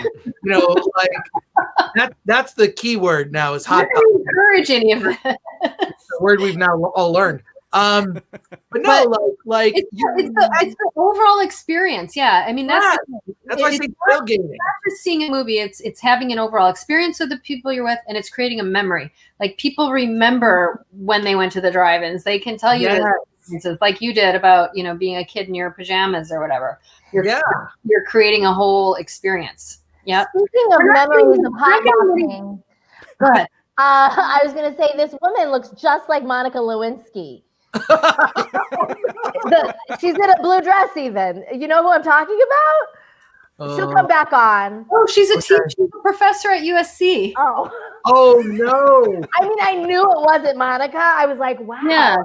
Yeah. Now you're talking about porn at the drive-in. Right. No, I thought you were talking about one of the movie Insatiable and Baby. Who's a sociologist. She's a professor at USC of culture and things like that. No, she's a good expert. But you knew who I was talking about. I did when you said that. Yeah. And this was actually a thing that went to the Supreme Court. This guy talking about how when they were showing X-rated films for a while, and this kept a lot of drive-ins going, and X-rated at that time was what would be an R now. They were not hardcore. You can find things way worse in online at any moment right now. They were basically R-rated films. They actually got caught and fought at, for freedom of speech and it went up to the Supreme Court. And I met that drive-in owner that fought that case and they won, that people can choose which theater they want to go to see what they want to see. It is free speech. So I feel like this is an X-rated watch party just by virtue of inviting me. I know, right? It started off nice and G and then I got here. I love that there are 2 drive-ins in Texas that still show adult. That are still X-rated, and I didn't go inside both of them, but I went by both of them. Yeah, both in Texas. Yeah, that's my footage of both of them. Yeah, and they still exist. They're still there. Although the one in El Paso, I don't think they really show things on the big screen. I think they just use the marquee and the bookstore. But the other one in Tyler, Texas, they were showing movies the night I came there. I didn't go all the way in. I just sort of snuck on the peripheral, and I felt a little dirty even driving up on the peripheral. I was like, "Ooh, is somebody gonna see me at the X-rated drive-in?" Your choice of the day I came there was was like, did she mean that? Is she trying to be cute or no? I feel like I was going to say we're getting a few comments, but I feel like we're not getting enough comments for people who want the giveaways. Do we want to like remind people the giveaways if you ask us questions or comment? The searchers. We Texans proudly support our porn. That's awesome. It's always like the Bible Belt, though. You know what I mean? Like always those like the people, the nice ones you got to be careful of. They're the ones at the X-rated drive-in. Yeah. I've never seen The Searchers. Have you guys?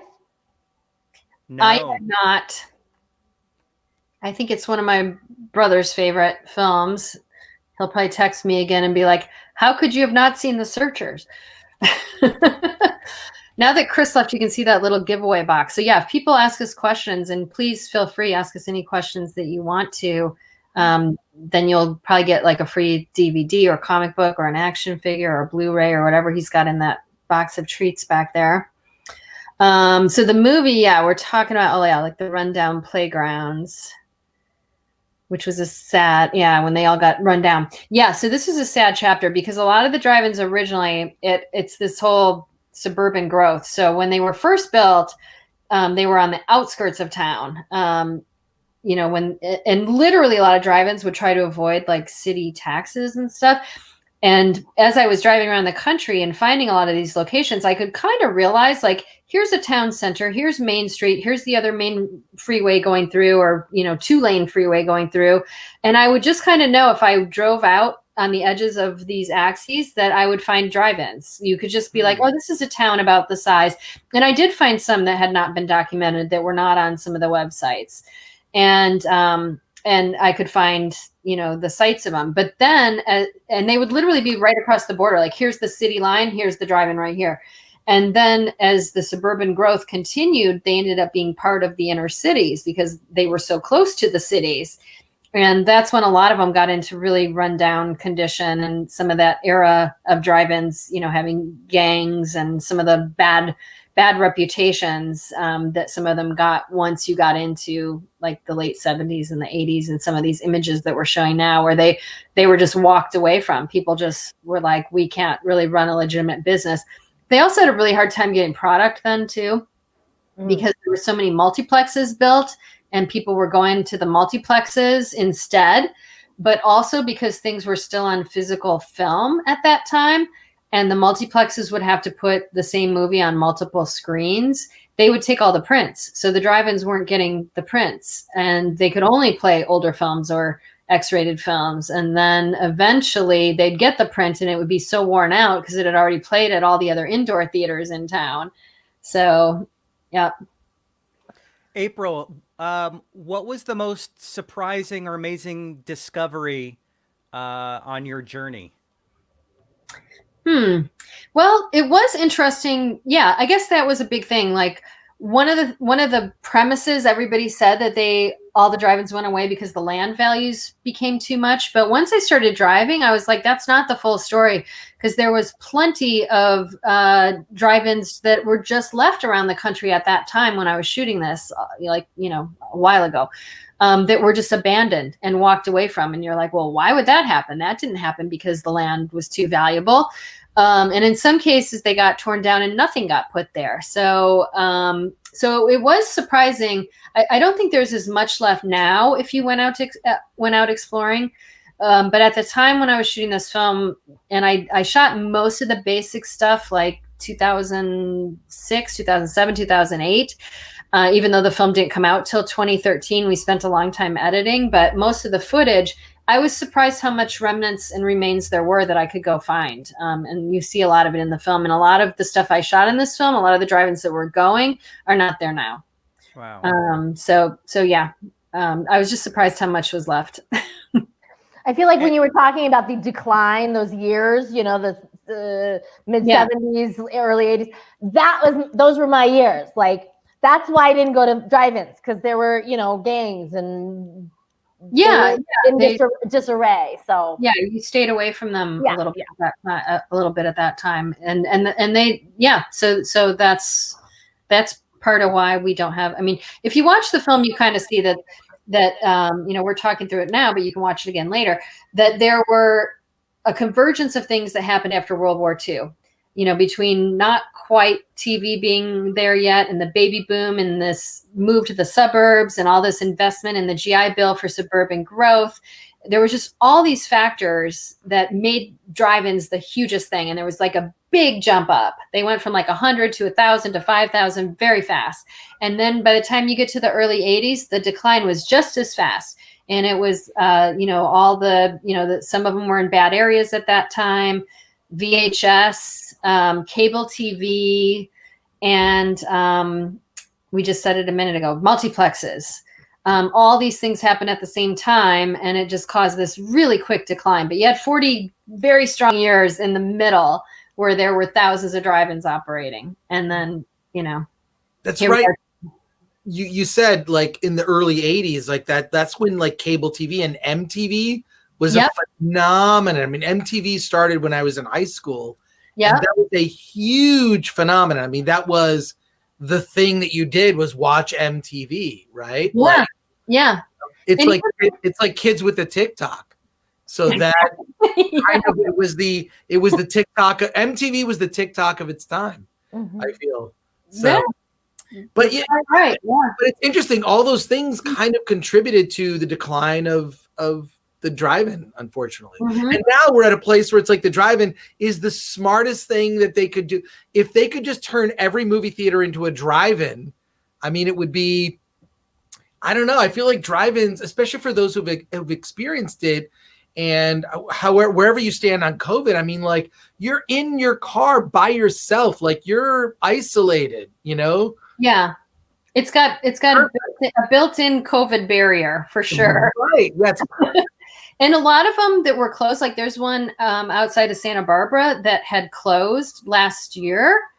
And all of a sudden, magically, they're like, actually, wait a minute, we're not closed anymore. We're coming back. A lot of them that have closed over the last few years have reopened, or they're trying to get reopened right now. Well, I'm told from bookers, it's this is like indie filmmakers that I know that are trying to get their movies in drive-ins.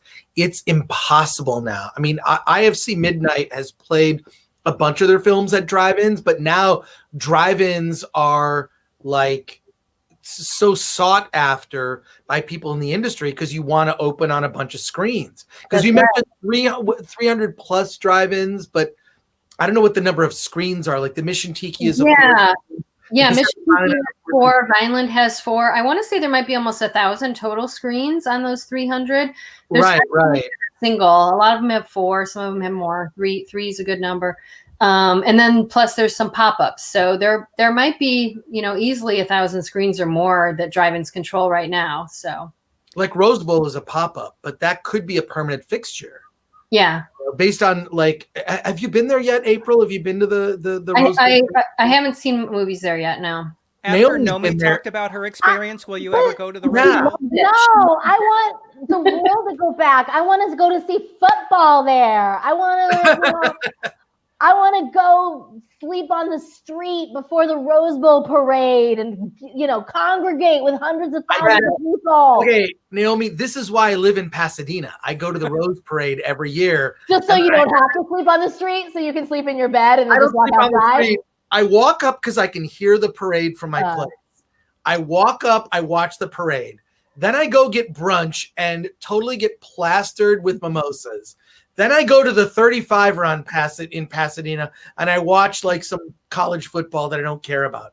Then I walk to the Rose Bowl and I get like someone scalping tickets. I'll get tickets and amazing seats to watch the game at the Rose Bowl. It is one of the advantages of living in Pasadena.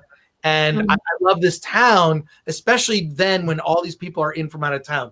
But now we live in the COVID times. So I don't know what is happening. Well, and right now would be the big West Hollywood Halloween parade for Naomi. Oh my God.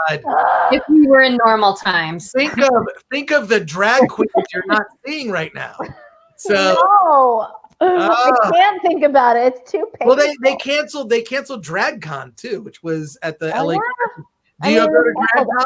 Yes, of course. Oh, DragCon's the best. Yes. It's hilarious. It's so fun. I mean, don't get me wrong. I am definitely strapping on something tomorrow and walking outside. I don't care. I'm prepared that I'll be one of there. But of the 100,000 people that usually do that on a Halloween night, like there's going to be a few of us. Yes. I'm going to do it. I miss I miss the world being normal. I feel like if we all wash our hands and wear masks, can we just I have a question. I'm curious, April.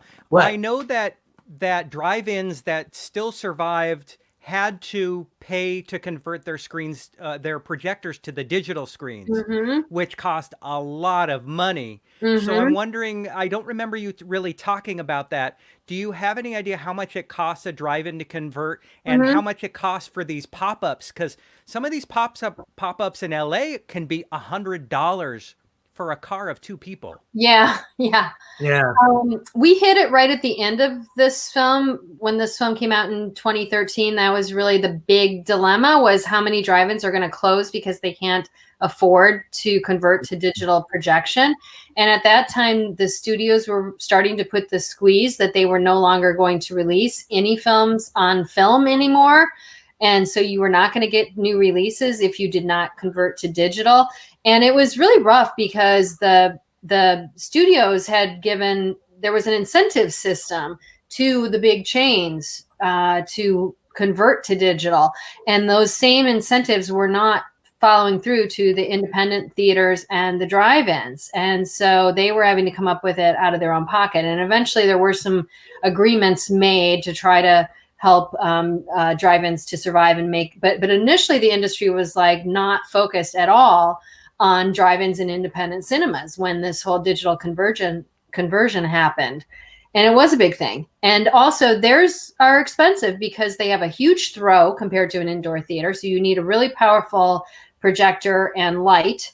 And mostly they were $70,000 or $80,000 at that time.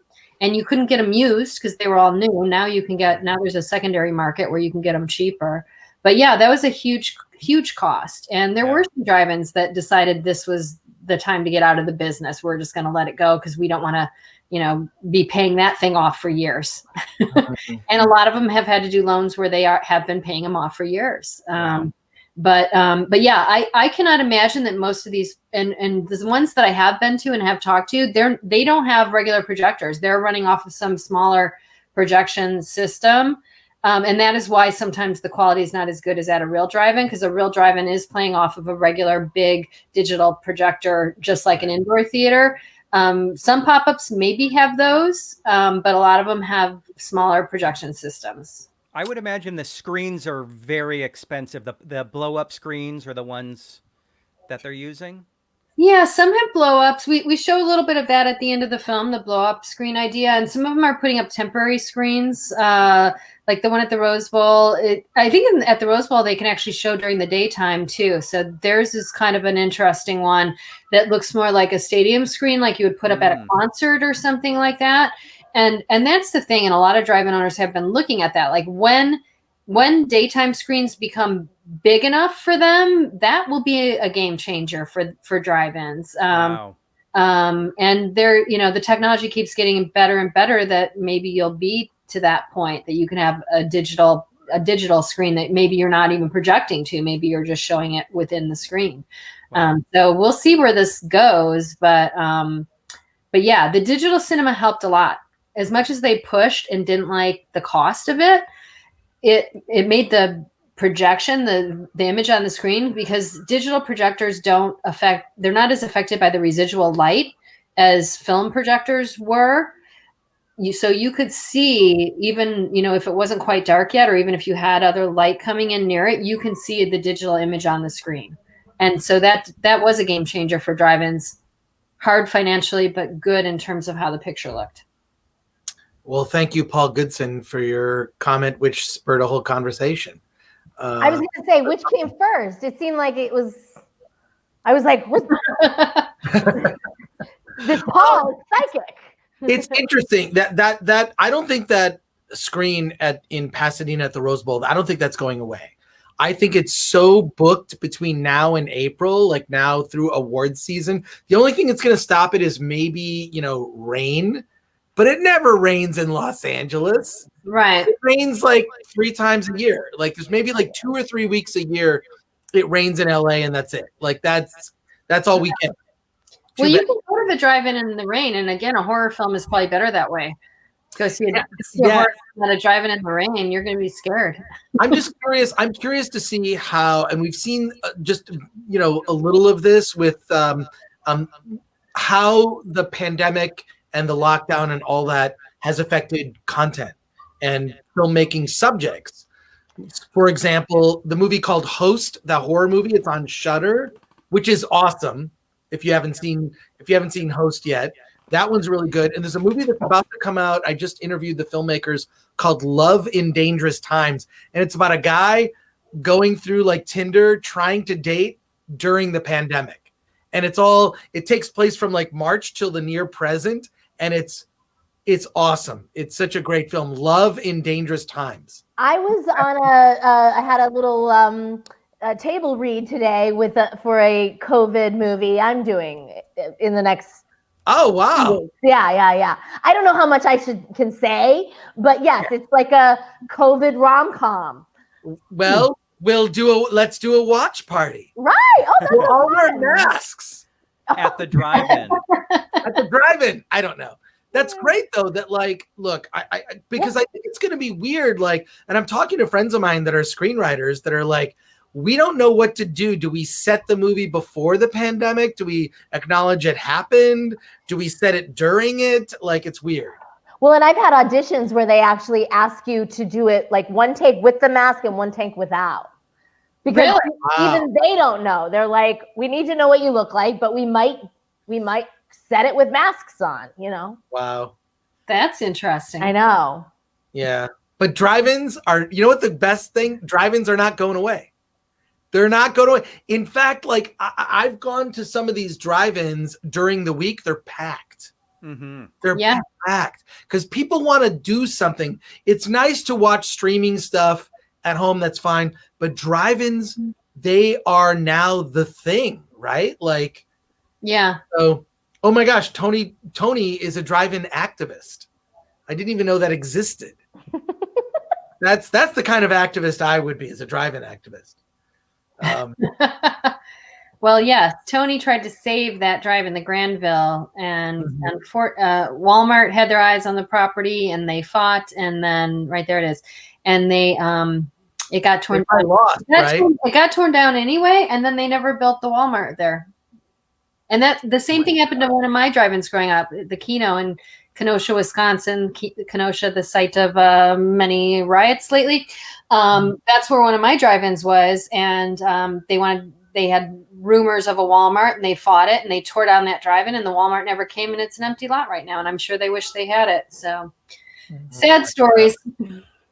The Chiron just came on.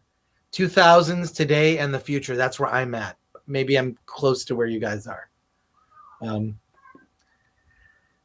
It's just like the drive-in is, you said this much earlier in our conversation, April. You like, okay, yes, I went and I saw this movie, I saw that movie. You remember when you went to a drive-in. Because it's not just seeing a movie, it's an experience. Mm-hmm. Right? Like that is because it's the tailgating, it's who you were with. It's like what, it's the car, it's the circumstances.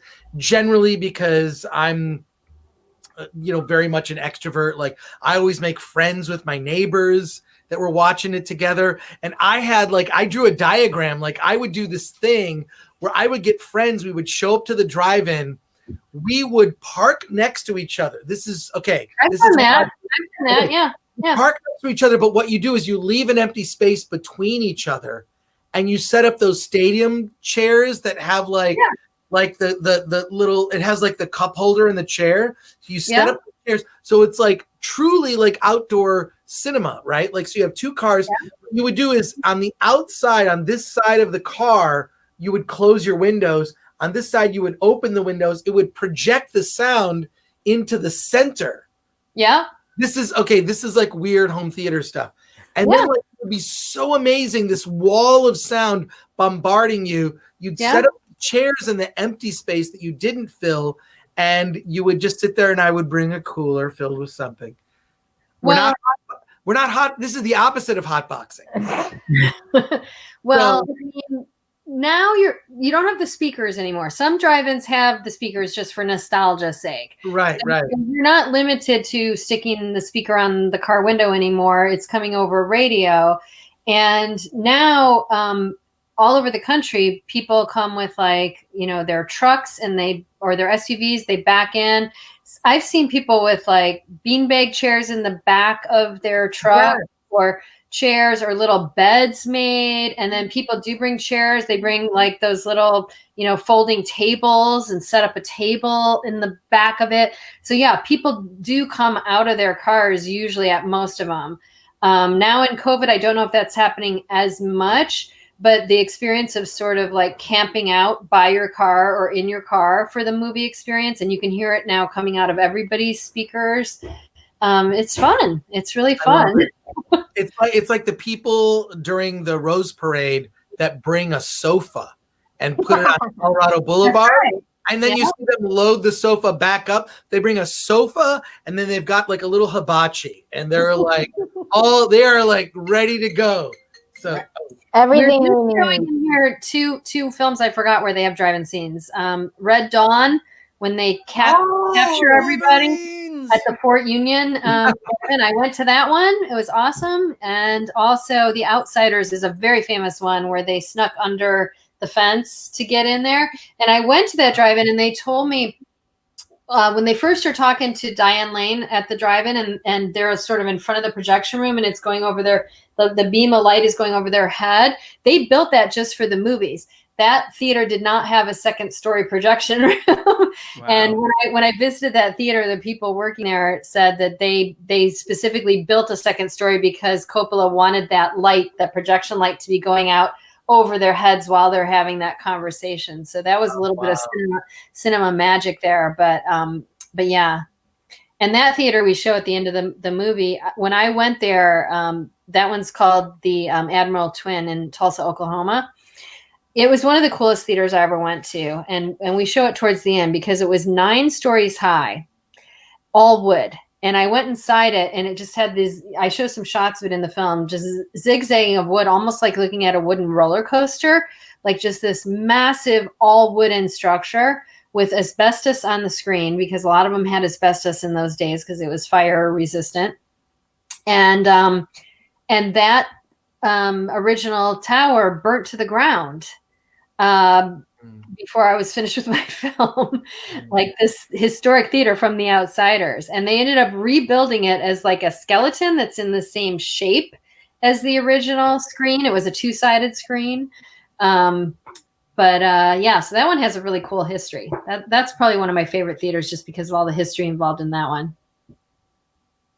There's just something about seeing a movie at a drive-in that's different than a movie theater. And I mean that it sort of recaptures that telling stories at the campfire. It's that because you are outdoors, you're in nature. If you're at the Vineland, you're going to have a train go by. I mean, like if you've been to the Vineland, there's a train that will go by.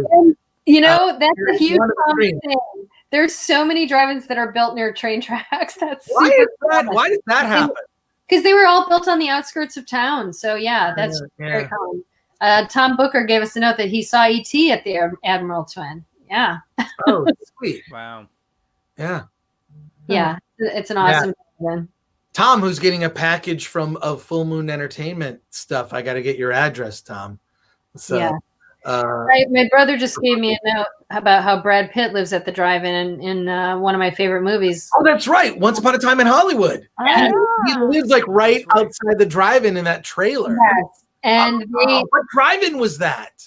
Well, the Van Nuys is a real drive-in that they brought back to life, and I heard they shot it at the Paramount.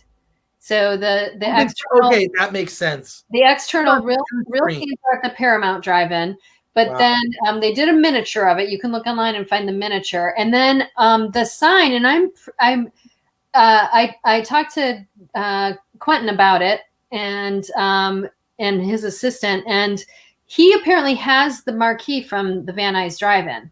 And somebody later was like, "Is it the real marquee or the replica?" And I'm like, I totally had the impression it's the real marquee, that when that drive-in got torn down, he has a warehouse of stuff he collects. And I think he has the real marquee from the Van Nuys Drive-In that he used in that shot that Brad drives by and everything.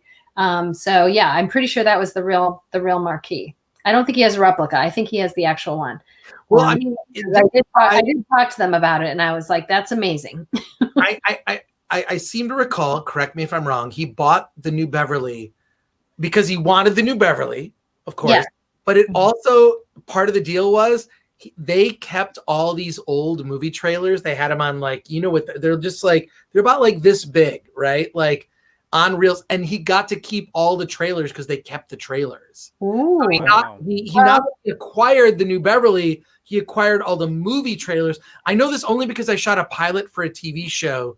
Yeah. It did actually last for a very short time. It was called Grindcore, and it was about grindhouse movies. Interesting. I did it for G4 years ago. We only did like 3 or 4 episodes. In my other documentary, in the definitive story, The Movie Palace, we shoot one of the interviews in the New Beverly, and we shoot in their projection room, all their reels of film and stuff.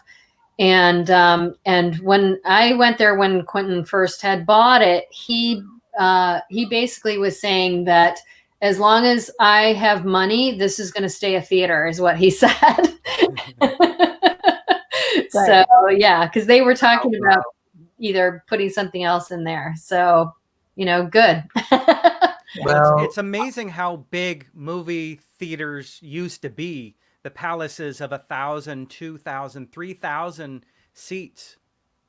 It's amazing. Wait, when does so April, your Movie Palace documentary comes on Amazon? The fire on the Admiral Twin right now. If you're watching the movie, about the same part I am. That one in Tulsa that burned. The fire?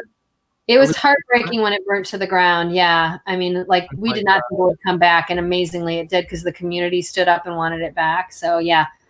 Anyway. Wow. Crazy to see that huge screen on fire. Well, I'm glad our friend Tom wasn't at that screening. I know, right, Tom? Yeah. Yay! Wait, Tom, why would you say that? No, Tom is excited because he's getting something in the mail once he gives you his address. Yeah. Well, all I can say is this: Quentin Tarantino, open invitation to come on a Film Threat watch party. We could do a watch party for one of the 10 movies that you're going to make, because you're only making 10. Yes. Oh, right. And he did tell me as a kid, when he grew up in Tennessee, that he went to drive-ins there in Tennessee when he was growing up. Wow. And of course, he went to movie palaces.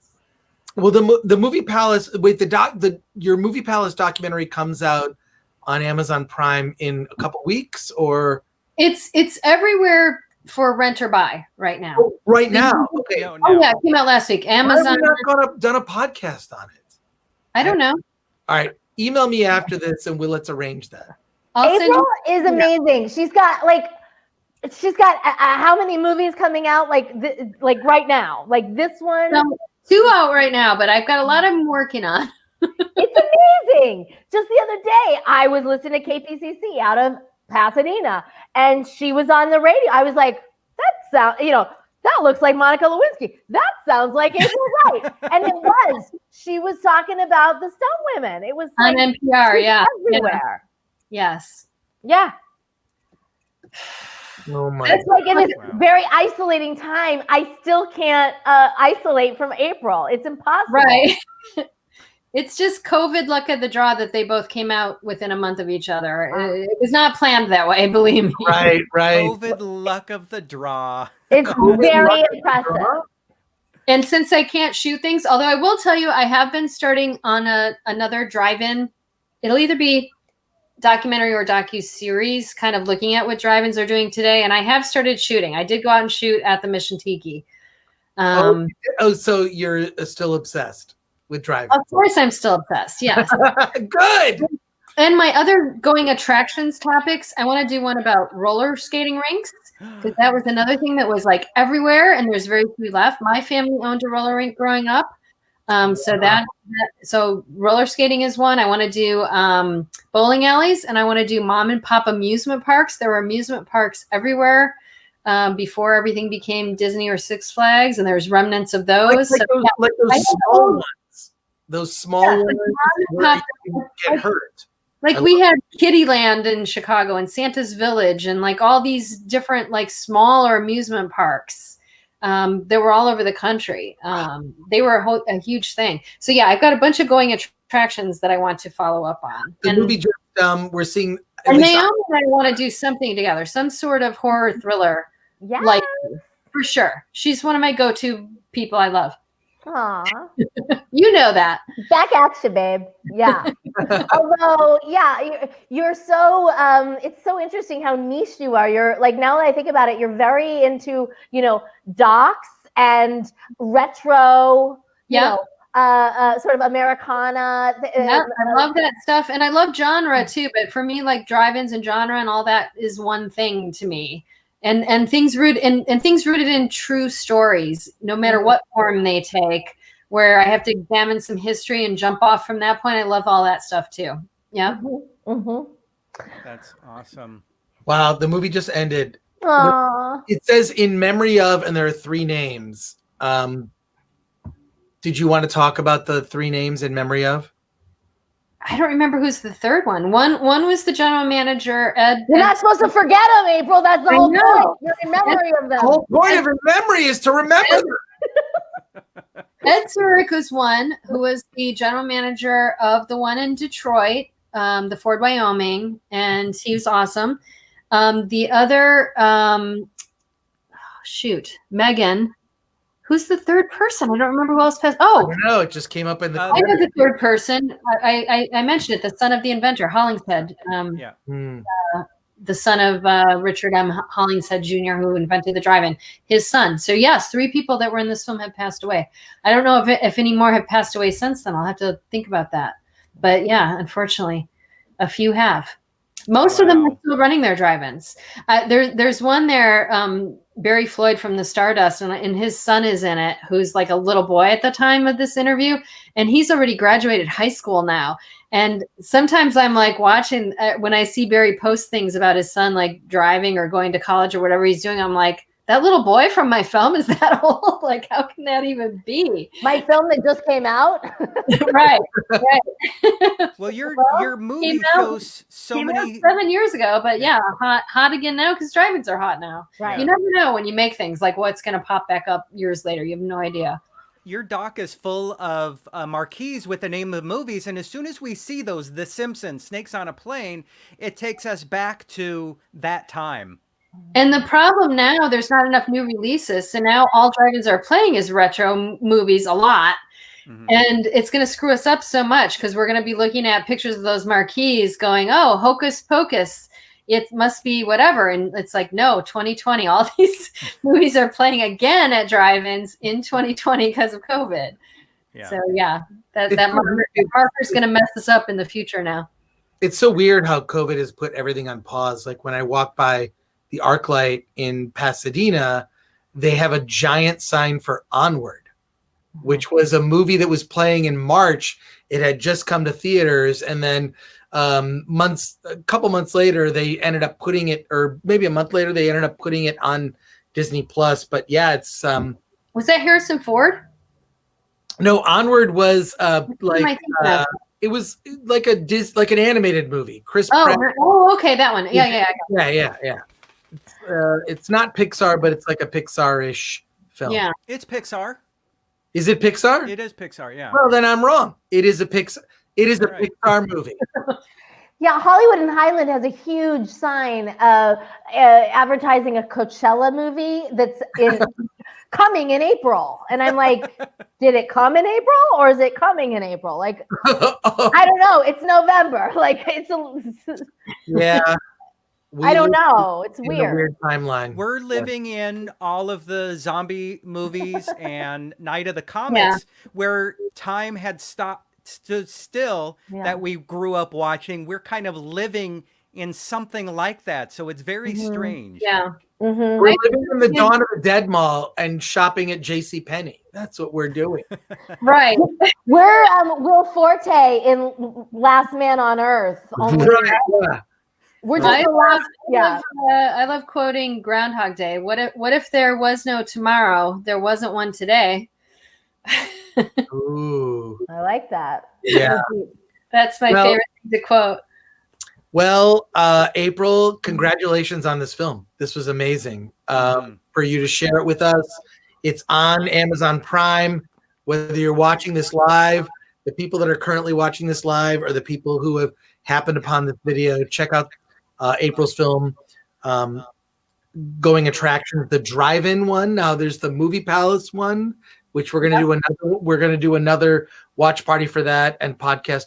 They're a match set. They're complementary. They are. They cover different ground. And even if you throw stunt women in there, for me, the hook for all of those they're all cinema history, but from a point of view that you wouldn't usually think about. And so even if you're a cinephile and you know film history, you watch any of these films, you're going to learn things that you didn't know, that are going to like show you something from a different angle that you didn't see before. Which is why we're gonna do another watch party and podcast and all that. And you know, Chris, I'm sure that the 1BR team would love to do this if you wanted to do that. Oh, let's do it. Okay. Let's freaking do it with 1BR. Okay. Yeah. No, all right, especially because that is, I'm thinking about all the movies I want to see on drive-ins now.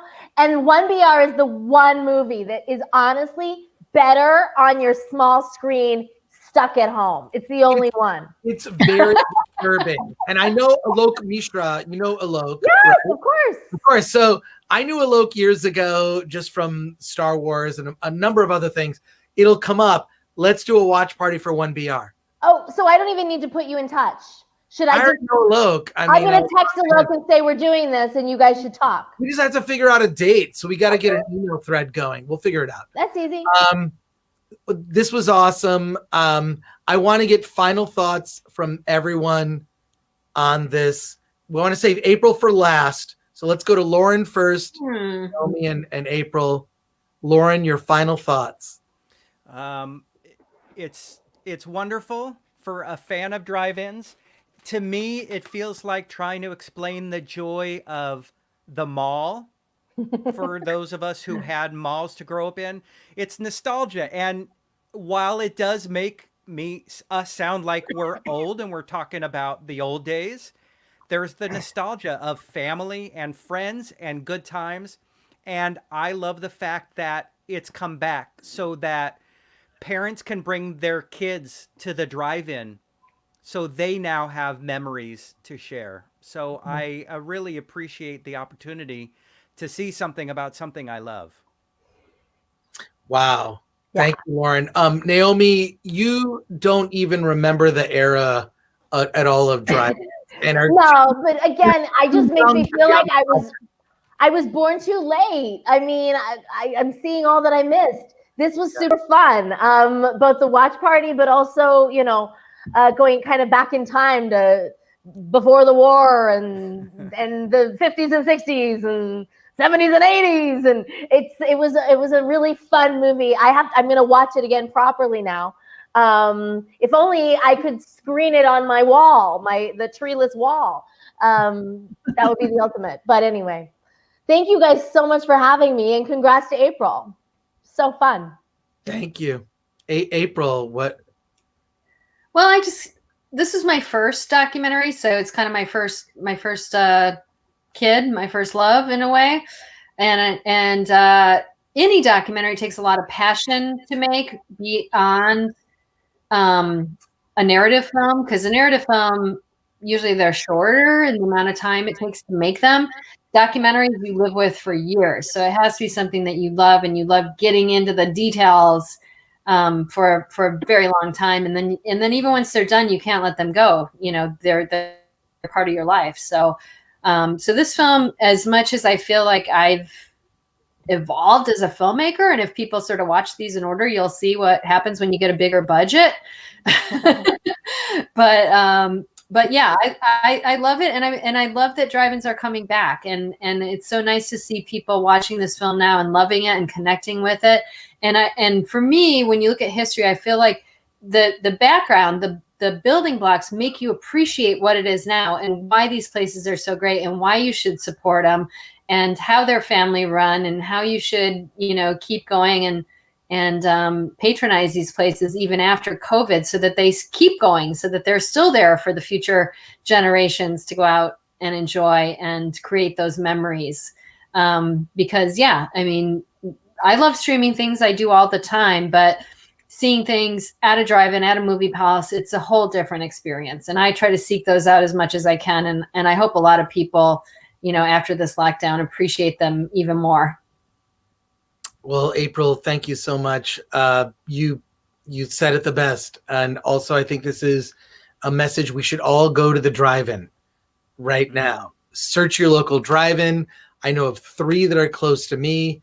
I know that like people all across the country, there's a way to get to a drive-in. And I think with I just need someone to make out with. That's all I ask for. There you go. That's all I need. Just somebody to squeeze when it gets scary. I'm feeling a dating app specifically for drive-ins. Drive-in dates. Oh, Tom is like volunteering, Naomi. There you go. There you go. He's got prizes. And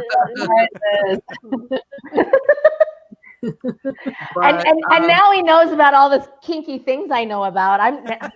He knows too much. No, it won't work. Well, I want to thank everybody, Lauren, Naomi, April. Thank you so much for doing this event.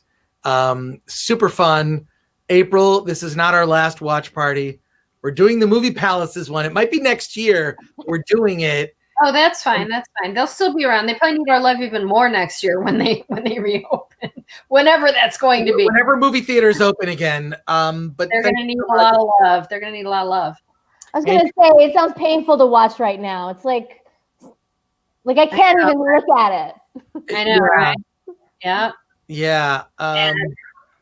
But I want to thank everybody for doing this, and check out Going Attractions. And next week we're doing another watch party. It's every Friday, 5 p.m. Pacific time. We do watch parties for Film Threat. I think we're going to go to twice a week now, though, because these have become very popular. So, and I appreciate everyone who sticks around to watch. And everybody, thank you, Lauren. Thank you. Amazing. Naomi, such a pleasure to meet you. And April, thank you so much. Awesome. Let's, you know what? Thank you. I think it's all I have to say is thank you. And let's thank everybody for watching us babble for an hour and a half, right? Thank you. I'm so sorry.